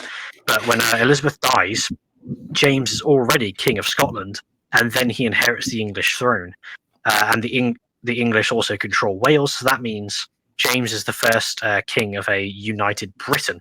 So we looked before at what was his name? Ethelred? No, it wasn't Ethelred. Ethelstan was the first king of united England, but now after the death of Elizabeth I, we have a united Britain of Scotland, England, and Wales. So yeah, James the First of England. What years are these?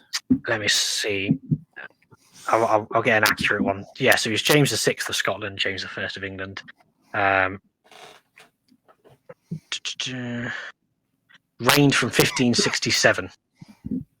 Okay.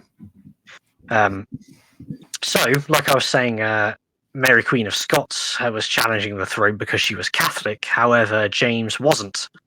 So, after all this rivalry between Elizabeth and Mary, Mary's son takes the throne, but Elizabeth actually wins because he's a very devoted Protestant. He is who the King James Version Bible is named after, because he commissioned the full Bible to be translated into English. But funnily enough, you might know this, the 𝕮𝖊𝖉𝖆 English translation was completed by the Catholics before the King James Version was completed. So the myth that the Catholic Church prohibited the Bible to be published in English is bullshit. We published it in English before the Anglicans did.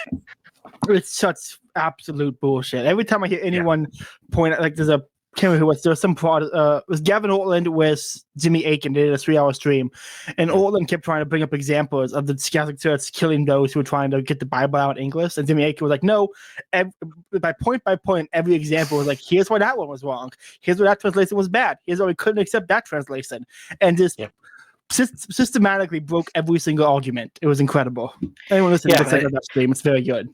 It's easily done because the primary example is William Tyndale, who I think he was exiled in Switzerland when he wrote a full translation of scripture into English.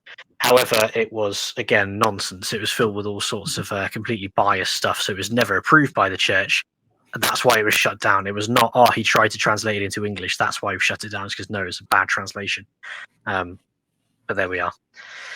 And also, Tyndale was killed for heresy outside of England. It wasn't even any Catholics or Anglicans who killed him. He was so much of a raging heretic that other European Protestants killed him. Actually, no, so I don't know if it was Protestants, but anyway, yeah, James. King James becomes king, and he's the first from the House of Stuart. And anyone who knows me knows I do love the House of Stuart, even though they're basically entirely Protestants. I think they were our the last line of our royalty, you could say, was actually legitimate. If you don't say that the Normans were entirely illegitimate. And it's when James comes to power, you get the gunpowder plot with Guy Fawkes, because James's was a funny one in regards to Catholics, because Elizabeth sort of like had a don't ask, don't tell policy to Catholics in England. She made sure that Anglicanism was the law of the land, but if you were recusant, unless you were causing trouble, you could basically get away with it. If you were just a quiet Catholic, she'd allow you to do that. But James was probably more so influenced by people surrounding him in his court that wanted to stamp out Catholicism completely. And he did, I think essentially he initially turned a blind eye to ramping up persecution of Catholics. But then after hearing, I think, yeah, that's right. I think there was like a fabricated plot against his life that someone made, which was just completely rubbish, saying that there were loads of Catholics out to kill him. So James started persecuting Catholics more. Then it was found out that the plot was entirely bullshit, and the guy who devised it was ruined by the king for saying, how dare you lie to me and make me persecute my own subjects. But by that point, the damage was done, and lots of Catholics were ready to go to some radical measures to try and bring the church back. And there's another BBC show I can talk about here called Gunpowder, which features. So Guy Fawkes is famous for the gunpowder plot, but he wasn't the one who orchestrated it. Let me find the name of the guy who actually did. Guy Fawkes was sort of he was the radical one. He was given the more brutish jobs, and he was the first person of the plot to be discovered. So that's why he's the most famous. But let me find out who. Robert Catesby, that's it. So in the show Gunpowder by the BBC, it follows Robert Catesby, who's played by Kit Harington, as in Jon Snow from Game of Thrones. Ooh. And it's a very good show. It shows there's a house in Worcestershire. I can't remember the name of it, but it's a very famous place for lots of Catholics to go visit because it's a house full of what they call priest holes.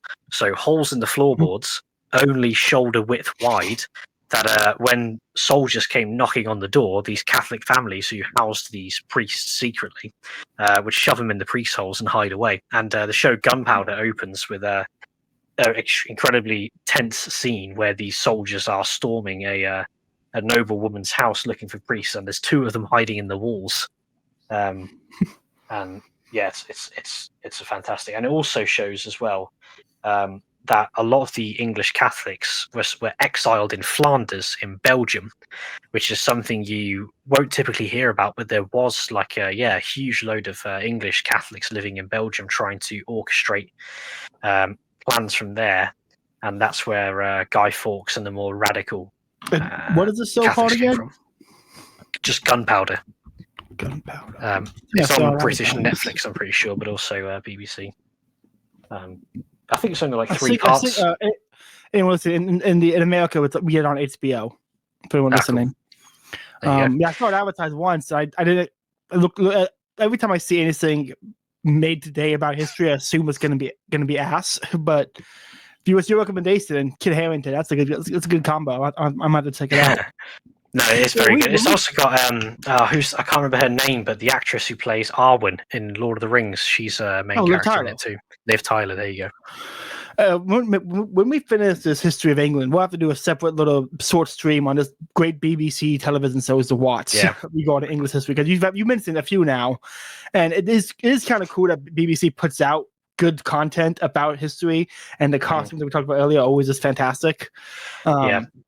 I'll ask you, what do you stand on the BBC? Because I know a lot of people really dislike it because it is, government-run media and the news side is awful. But they do produce a lot of great content. Well, you say you do. On the BBC thing? So, like I've been saying, the first Wolf Hall season came out like 10 years ago, and they've just started releasing the second season. The second season is very good. The story is great. Characters are fantastic, but if I say that there's something about the casting which is a bit immersion breaking in the second season, which wasn't in the first season, you might see where I'm going with it. They're a funny one because Gunpowder, first of all, is produced by BBC Three, which is, as you can imagine, not the main channel of the BBC, and you can often find historical stuff on BBC Three being particularly good because that's not where all the big wigs are focusing all their attention. I think actually even the first season of Wolf Hall might have been a BBC Three production, but because it was such a success, now I think the second series is BBC One, and that is a big reason for the difference. And Gunpowder, I think it came out something like 2016 to 2018. So if there are good historical BBC, well, these are both dramas as well, by the way. Gunpowder's not a documentary; it's a drama. If they are still making them, aside from Wolf Hall, I don't know what they are. There might be. I'll have to look more into it. But these are just these are shows that have sort of like come my way by coincidence. Someone saying, "Oh, if you watch this," "Oh no, I haven't," and then I watch and go, "You know what? That was actually really good." And these two, I would say, more so happen to be BBC. On the whole, I do not trust them. This is a second question for my own interest and stuff. And to say, is there a vote or an office where BBC keeps a lot of the old recordings of stuff? Because I know there were recordings of 𝕮𝖆𝖆𝖆 on the radio hosting debates and being part of debates. they're nowhere online. They were never digitized and uploaded. It might have been lost to history. I don't know. But is it possible to go to BBC and like request information, request documents, or search around yourself? Like, is there any way to go about a process of finding lost media like that? I think it's very possible, but I don't think it would be publicly accessible without permission. Okay. But I'm sure they would have huge archives because they have been around since the 50s. But I wouldn't be surprised if they had like a radio or cassettes and vinyls and that sort of thing before they existed. Because this was a long time ago, early radio. It's been early radio, so I don't know if there were even more recordings of it at all. I know we have old recordings of Belloc singing, but we don't have any recordings of him actually speaking. And so I would love to see if whoever has those archives and how to find them. I would do the work. I just need to know if it's even possible to find those and get them back up there, because that would be because anyone listening, the BBC does have some great radio stuff. On YouTube, you can find a great radio debate between Father Frederick Culbertson and Bertrand Russell, which is one of the greatest. It's one of the greatest debates I've ever listened to. It's absolutely incredible. Culbertson owns his ass completely. It's just incredible. And anyone listening, civil that debate as well. Yes, like they're so polite and cordial. It's incredible. Anyone listening, Father Culbertson was the one who wrote the 13-volume history of philosophy, which is probably the greatest history of philosophy ever written. I have all 13 volumes. It's incredible. So anyone listening, check out that debate. This BBC's been around for so long. They have some really good stuff that you can find if you look in the past a bit. Yeah, and again, more relatively modern stuff like these shows. And if I were to like collate good stuff that the BBC's done in recent history, I'd have to go away and research it, because these aren't shows that I research. I just heard, Wolf Hall's good, Gunpowder's good, and they both fit perfectly. I mean, again, like I said, there's plenty of gripes you can have with Wolf Hall. It doesn't show Catholicism as some sort of like perfect light, but I think it's pretty unbiased on the whole. And Gunpowder, if anything, is actually pretty pro-Catholic. It's very, very sympathetic to the organisers of the plot. And, the Catholics who are being persecuted under James's rule. So, bringing us back to James then. I don't think there's a whole lot to say about James VI and First in particular, other than it's widely believed that he was gay and had a lover. I can't remember his name, but he was given many, many promotions in court, and was I think he would like sleep in the king's bedroom, and people a lot of weird shit, which is very funny when you hear. It's just something funny to remind KJV, worshipping Protestants and things like that. So the guy who wrote your Bible, who authorized your translation that you say is the only viable translation, was a sodomite. Yeah. Cool. The KJV only people are so fucking insane. It's funny as well, because I've heard them be called things like the Baptist Taliban, but they like that. Okay, that's actually kind of a cool title. I'll give them that one. Yeah, exactly. Yeah, they just rock it. Have you not seen the KJV only like ISIS flag? I have not seen the ISIS flag. I did see. Let's look it up. I did watch one of them debate James White, which was the cringiest thing I ever listened to. It was that crazy Protestant pastor in the South who's always screaming at the mic. Doesn't really nail it down, but he came out dressed as I know what you mean. Yeah. So it was him and James White, two people who I despise for two radically different reasons, while still being in the same umbrella of Protestantism. Watching their debate I'm like, wow, both of you suck for different reasons. Awful. We've got King James to thank for them existing then. King James. So then the Gunpowder Plot, just to round off King James then. So it's very famous, and I don't know if you know this, but on November the 5th every year, there's a public festival here called Bonfire Night, is what it's often known as. And it's where people will make big bonfires, but mostly they just set off loads of fireworks. And it was brought about after the Gunpowder Plot was discovered. And actually, its traditional name is Guy Fawkes Night, because it was a celebration of uncovering the Gunpowder Plot, killing all the people involved, and stopping it from occurring, and that's why there's fireworks and bonfires and explosions and stuff like that. So I'm sure most people will understand the basis of the gunpowder plot, but a bunch of Catholics were colluding with the Spanish throne, essentially, to find a way of assassinating the king and basically all of Parliament, so that the Spanish could either take over or have like a puppet monarch or restore some sort of lineage that was still Catholic and undo the entire Reformation. And it was a small group of something like just 12. Yeah, seriously. There was only about 12 of them, but they were able to get access to underground stores underneath the Houses of Parliament, and we talked about before the institution of the Houses of Parliament as something which occurs by royal decree. This is still when, again, the English Constitution was taken seriously and Parliament didn't have all the power in the land. So these Catholics were able to, the colluders, get access to a huge area right underneath the House of Commons. I think it was the House of Commons of Parliament, and also then get their hands on an obscene amount of gunpowder, like filling this entire underground storage place from floor to ceiling in gunpowder. And the show Gunpowder does an amazing job of showing what happened when this plot was discovered, because, like I said, Robert Catesby was the actual organizer of this, but this is the morning before King James was going to not adjourn, open Parliament. So the King and all of Parliament would be in the building, ready to do their day's work, and they were going to set this gunpowder off, blow the entire place to smithereens, and kill all of the leadership of England at the time. Based, incredible. Yeah, and they got so close that I think it was the night before they were tipped off. The authorities were tipped off, and they broke into the stores underground, and the only person there was Guy Fawkes, and they just left him there to basically he was going to be the one to set the fuse in the morning and just make sure the stuff doesn't explode in the middle of the night. So they torture him to get the information out of him about the rest of the collaborators, and they get hunted down before they're able to leave the country essentially, and they're all killed for treason.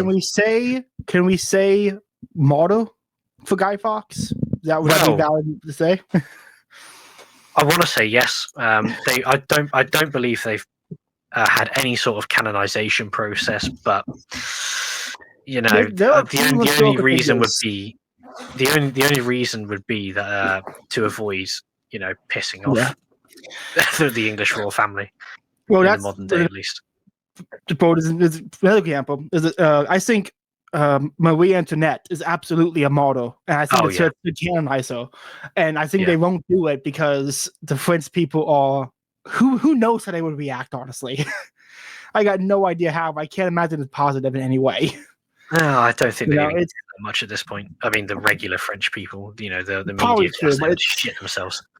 They would, but I think the French love of protesting. They had there were French apparently, I don't know if it's true, but I've heard there were French protests when George Floyd died in America. Probably, yeah. I mean, there were marches here. Yeah, so I could absolutely see people who like to protest finding an excuse to protest. Yeah.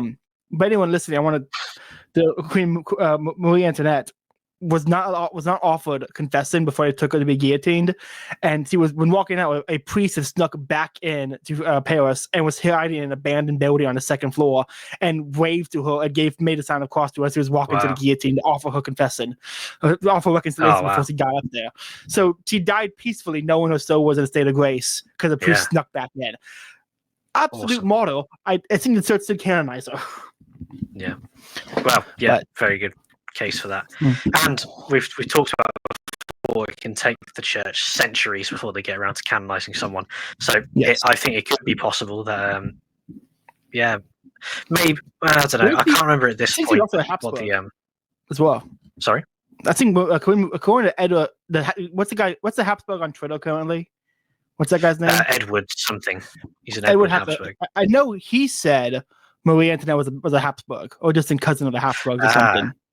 Probably. So that's cool. Yeah. So yeah, I'm just wondering now. I don't know what the relationship of the Pope was like with England at the time, because frankly, I don't know when it happened. But the current royal family, the Vatican acknowledges as the rightful rulers.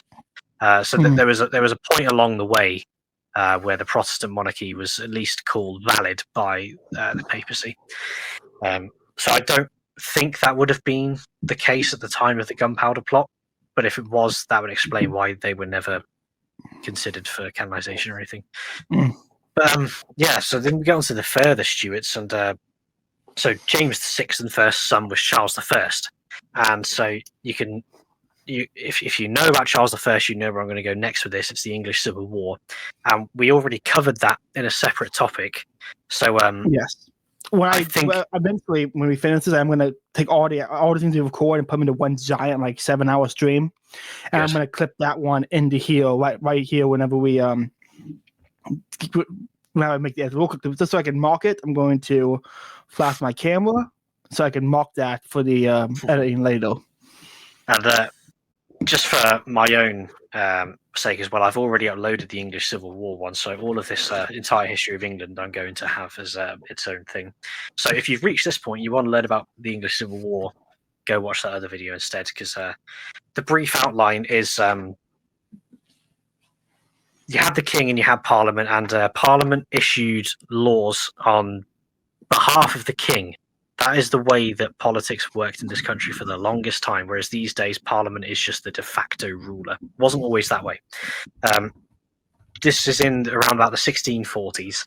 The members of Parliament want more lawmaking power, and they are also very much connected with the Puritan movement, who are radical Protestants, and they believe the Church of England didn't go far enough in its Reformation, whereas Charles and the monarchists, known as the Cavaliers, represented high Anglicanism, which looks very Catholic, and there were lots of political tensions at this time. Parliament hadn't convened for something like 8 years during a period known as Charles's personal rule. But Charles had to reconvene Parliament again because only Parliament had the authority to raise taxes for war, and the Scots had started rebelling. So Charles had to open Parliament and ask them for more money.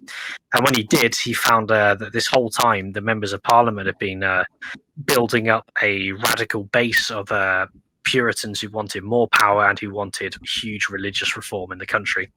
And they got into a big stalemate. Charles and the parliamentarians weren't going to budge. And you had the English Civil War, which ended in the rise of Oliver Cromwell being hugely responsible for the execution of the king as a traitor, which, like I've said, if you understand English constitutional law, that's absolutely insane to even contemplate. But that worked, and then Oliver Cromwell became the Lord Protector of the realm of the English Commonwealth, rather than King of Great Britain and Ireland, like the king was.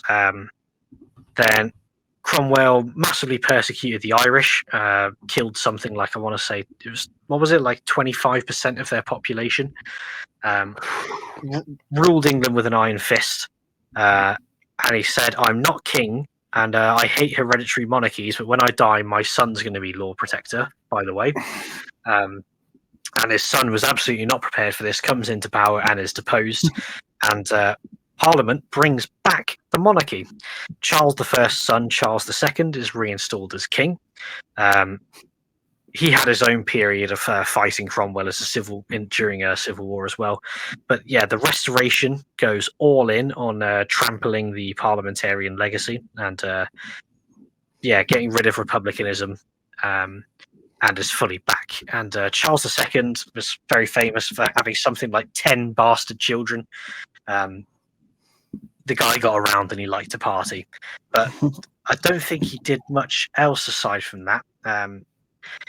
But what is then notable is, so because of the English Civil War, a lot of the Stuart dynasty coming from James were scattered around Europe. They had to go into exile during the civil wars, and a lot of them were raised in places like France and Italy and Spain, and a lot of the Stuarts ended up going back to Catholicism because of this. So when Charles II dies, the throne is taken by James II, and he's Catholic. I think he converted to Catholicism after taking the throne, maybe, but I could be completely wrong. He was certainly a convert, but I don't know when he converted in his life. And this was a huge problem. Everyone was, like I've said, the British rulers were extremely paranoid of Catholic countries invading them for the longest time, and this is, this is a good couple of centuries after the Reformation, and it's still the boogeyman. Is that the papists are going to invade, and then a papist takes the throne, and everyone shits themselves. Even though James II only ever really pursues a policy of tolerance. He wanted it to be legal to be Catholic in the country, obviously, but he had no intentions of making the official religion of the country the Catholic Church. But that didn't stop any of the paranoia. It's worth noting, I think it's during his time, but no, it's probably more during Charles II, that the Whigs and the Tories become a thing, because we've talked about how Parliament gained more power during the Civil War and the rise of Cromwell, and that's stuck. And this is when you see formalised parties emerge within politics. And the Tories and the Whigs were the big ones. Both of them were very, very Protestant. The Tories were very much focused on, I can't remember what they call it, but it's something like a successionism, where making sure that the legitimate heir is on the throne, so that the office of the king wasn't just something up for the strongest military invader or something like that. They were very focused on legitimate succession, whereas the Whigs were just essentially liberals and always have been. Liberalism has been growing in this country for 300 years, and it's had times of being better. Like John Locke, I do think, was a good liberal. But I think the reason today why liberal is normally used as a derogatory term, as for the vast majority of history being warranted, and it's warranted as derogatory in terms of the Whigs. Fuck them, we hate the Whigs. Cool. I'm curious. What point was what time period was Francis Bacon? What time period was he? I don't know. Elizabethan, so probably 1560s. I want to say. Okay. Whenever I think of England, I did think of him, so I was just kind of curious when he was all. Okay. Yeah. So, yeah, in the Tudor period, we're looking at late 1600s now. Okay. So yeah, a century on from Francis and Elizabeth. Yeah. We're coming up on 2 hours, and I have a podcast in 20 minutes. Let's try to get to the 7 Years' War. And so we can call it there, and we can go from there into Revolutionary War and the Napoleonic Wars, and then from there to the rest of it. Yeah, sure. Yeah, we can do that. So, we've covered a lot of ground this episode, which is good. There's a lot to talk about. Definitely. We're actually nearing the end now. I thought we could do the rest in one, but we can do one more after this, and it'll be done. Sounds good. So, okay. So James II is eventually overthrown, and this is a huge problem in terms of succession in this country, and still is, because if you actually want to take succession seriously. So James II, he was very unpopular, mostly because he was Catholic, but he also was just generally incompetent. He couldn't balance all of these spinning plates that he needed to keep the country together. So he was eventually deposed in an event known as the Glorious Revolution. This was essentially, I think it was 6 or 8 members of Parliament and I think a couple of bishops colluded with William of Orange, who was, I think he was king of the Netherlands, or he was like, some sort of very high noble in the Netherlands. They just invited him to come over and take the English throne from James, because William was a very devoted Protestant, and he was a fantastic military commander. So they knew they at least picked it well. They thought, like, if we're going to start a rebellion against the king, we should probably pick the best possible leader to fight a war, and that was William. However, I love, even though I hate the Glorious Revolution because I'm a Jacobite, I I love the House of Stuart, and I of course love that James II was Catholic. He was our last final Catholic monarch. He was overthrown by William of Orange in essentially the Glorious Revolution. Is fascinating because people didn't know it was happening until it was over. There was only a handful of skirmishes as he landed. I think he landed in Cornwall or Devon, marched to London, and had like a couple of skirmishes along the way. James II fled the country. I think it was the country. It was at least London. And so when William III got to, I don't know where it was. I don't think it'd be Buckingham Palace at this time. But essentially got to the throne, and because James wasn't sat on the throne, he said, "Oh, he's abdicated. He has abdicated the throne and his kingship. So I take it now." Basically, just sat down in the throne, got coronated, and that's it. We've got King William III now. He was from the House of Hanover, which is where the current dynasty comes from. So King Charles and Queen Elizabeth II before him are the Hanoverians. They had a different name. I can't remember what their actual like family name was, but they're from this dynasty. James fled to Ireland, and this is when modern Ireland gets divided into the north and south like it currently is. William went over to Ireland to fight James and properly settle this matter, and they did. The big battle that ended it was the Battle of the Boyne, and that was essentially what solidified Ulster in particular as a British part of Ireland. But we can't get into that. That's far too complicated. But things change in terms of British foreign policy militarily from this point onwards. Again, I've been mentioning the Navy this whole time because the growth of the Navy just doesn't stop. Keep becoming more and more important, and this is when colonization, particularly of America, really sort of like starts to ramp up. The 13 colonies become a properly administered and governed colony, and we start getting loads more colonies around the rest of the world. But India, oh yeah, God, if we even talk about India, that's going to take us over the time limit. We can't get into that one right now because I have a lot of thoughts. Yeah, no, fair enough. But what the person I'll talk about then in terms of foreign policy within Europe is the Duke of Marlborough. Let me get his full name up, because obviously Duke of Marlborough is a title. What was his first actual name? John Churchill, the first Duke of Marlborough, and that name should stand out to you, because obviously Winston was a descendant of this Duke of Marlborough, and I think that would have played a lot on Winston's mind, because the first Duke of Marlborough, His Grace, the Duke of Marlborough, John Churchill, was an amazing military commander, and he was epitomised at the Battle of Blenheim in I think it's Germany. But yeah, this was the purest era of shot and pike, sort of like leading up to the style of warfare that Napoleon epitomised. The template for that style of warfare was laid with the Duke of Marlborough, essentially. Yeah, he went on lots of campaigns throughout Europe for multiple different reasons, leading the British Army, and he really turned the modern British Army into what it was now. And the Churchill family home is called Blenheim Palace. This is spelled Blenheim, after that place in Germany. And he was an amazing general who just, no matter how often he was outnumbered, he would win, essentially.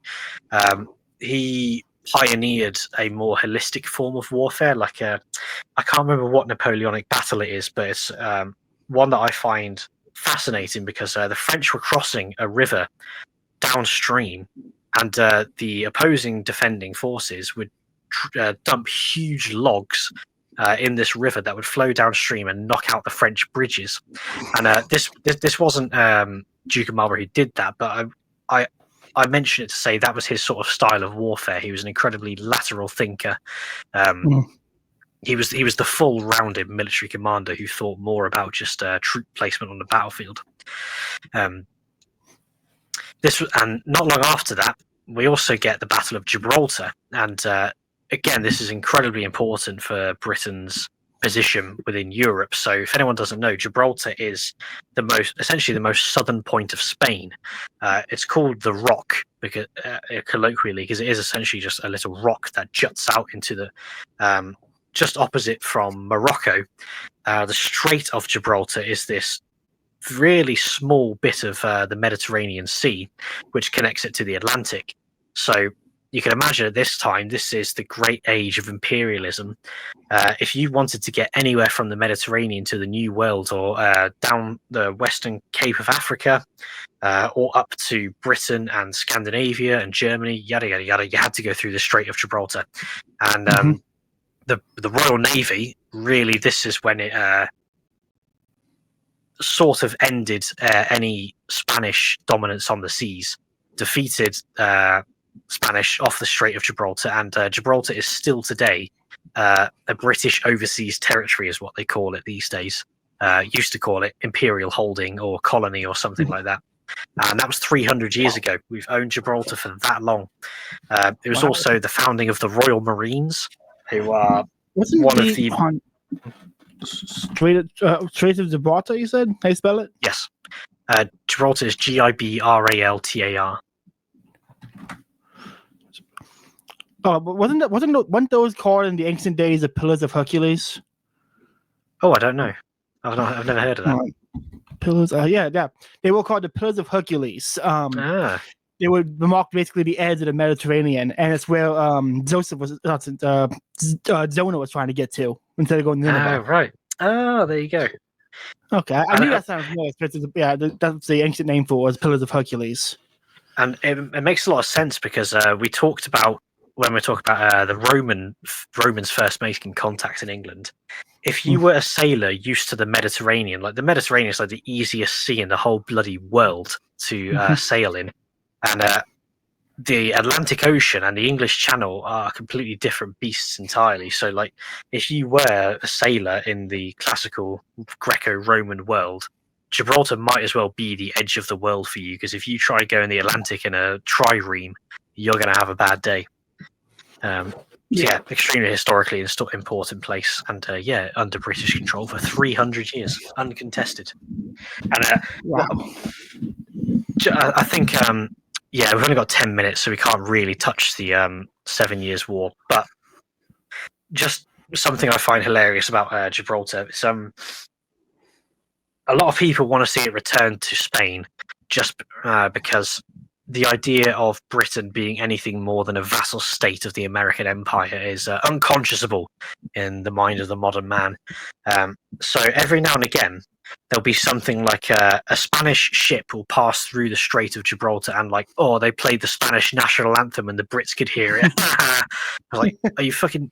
You think that's a flex when we've owned this rock on your peninsula for 300 years? And you played a bit of music. Do you want a round of applause? You fucking...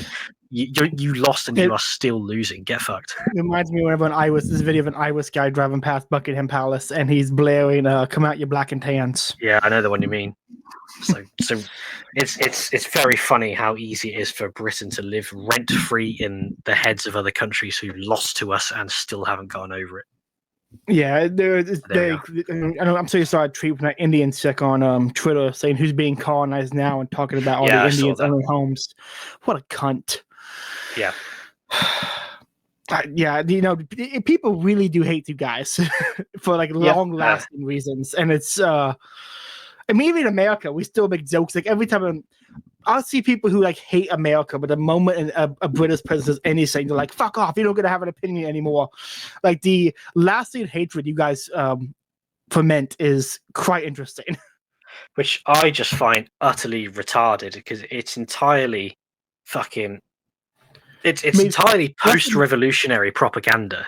Russian media still calls you guys the traditional enemy of Russia. Yeah, I saw that the other day. I thought, what are you smoking? Like, there was the Crimean War, which we haven't talked about yet. Lindy, dog. It's so fucking Lindy. Okay, I can't hate it. It's fucking Lindy. No, it's like if any other European country said it, I'd say you've probably got a case. But like, we've only ever fought Russia in like the Crimean War. That was it. Like, what do you mean we're your traditional enemy? You have no idea what our traditional enemies are actually like. We've been fighting them for thousands of years. We've only given a shit about Russia for the last 200. I have to defend Putin because I'm under the belief and opinion that Russia is the continuance of the Byzantine Empire, and they are the last Roman nation. And so Putin is the Caesar. Okay, dog. I have to support the Caesar.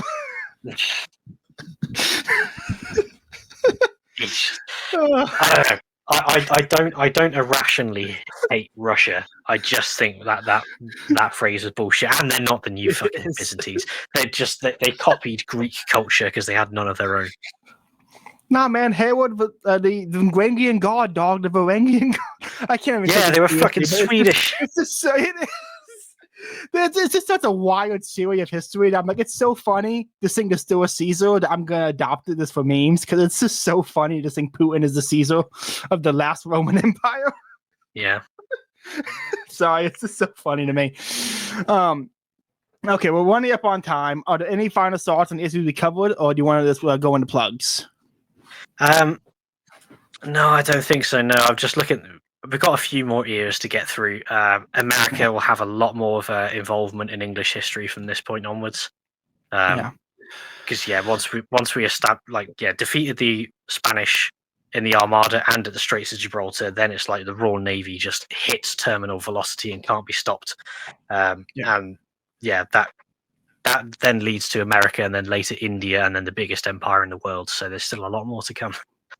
Oh yeah, and when we get into revolutionary history, I'm gonna have to do a little sidetrack on Jean-Paul Jones, the greatest American pirate. Oh, he was the pirate. Yeah, that's right. That guy's so cool. He made it? He made it to like Devon, didn't he? I think he got all the way over there, lost his ship and stolen one of your guys' ships and sailed back. See, this is why I said it's bullshit that Americans hate Brits, because you are Brits. Like, we talked about privateers and pirates. It was just you had an exceptional British man doing an exceptional British thing just against the British. No, I absolutely. American, specifically in the South, where it really bugs me. It's like, guys, the South, like during the Civil War, the Confederacy and the South were kind of like carried on British traditions. I mean, Robert E. Lee, civilly British traditions. They all were British families who came over. Yep. Robert E. Lee's ancestors go back to being some duke in England. Like I understand the lendiness of the meme of hating England, but it's not. Don't make any actual judgments on it because it's kind of dumb. Because a lot of American stuff is just English. It's going out of fashion at the minute on the dissident right because Barber nationalism is rising. So if you don't have a Barber jacket, you need to get one soon. Yeah, has posted one of those. And I'm like, yeah, I don't. That looks like something one of you guys would wear. Like it's very much looks very British to me. Wasps love them as well, though. I'm in Florida. I don't wear jackets. I'm in Florida. You know, it's too hot for a jacket. It's worth it. You've got to just to enjoy the sun. It's worth it to wear a Barber jacket and just feel superior. I get 2 weeks a year. Okay, there's 2 weeks a year where I can wear a jacket. I have a trench coat. I leave in the back like a Batman costume, just waiting for me. Okay, it's only $500. You can wear that for 2 weeks of the year. $500.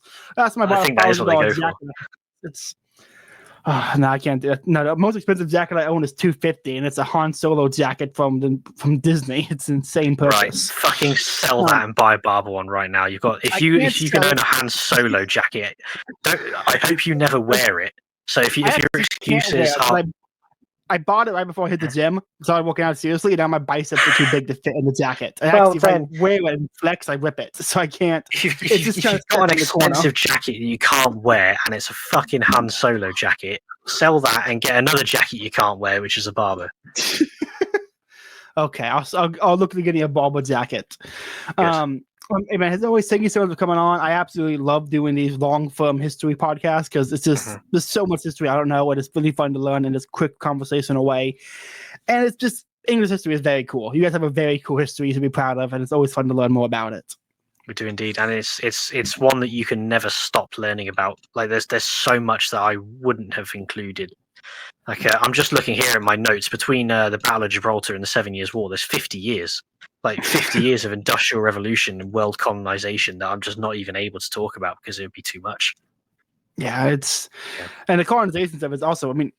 I mean, I'm the first guy to defend the British museums. They had every right to take all that stuff from other countries because they don't. I mean, you just saw it recently. ISIS went and destroyed a bunch of super old statues from like the Babylons, and it's like the other countries don't respect. If you England had every right to take your shit because you don't respect it yourself. Okay, it's like when a kid gets a new toy and they stop breaking it. When you act like an adult, you can get your stuff back, which will never happen.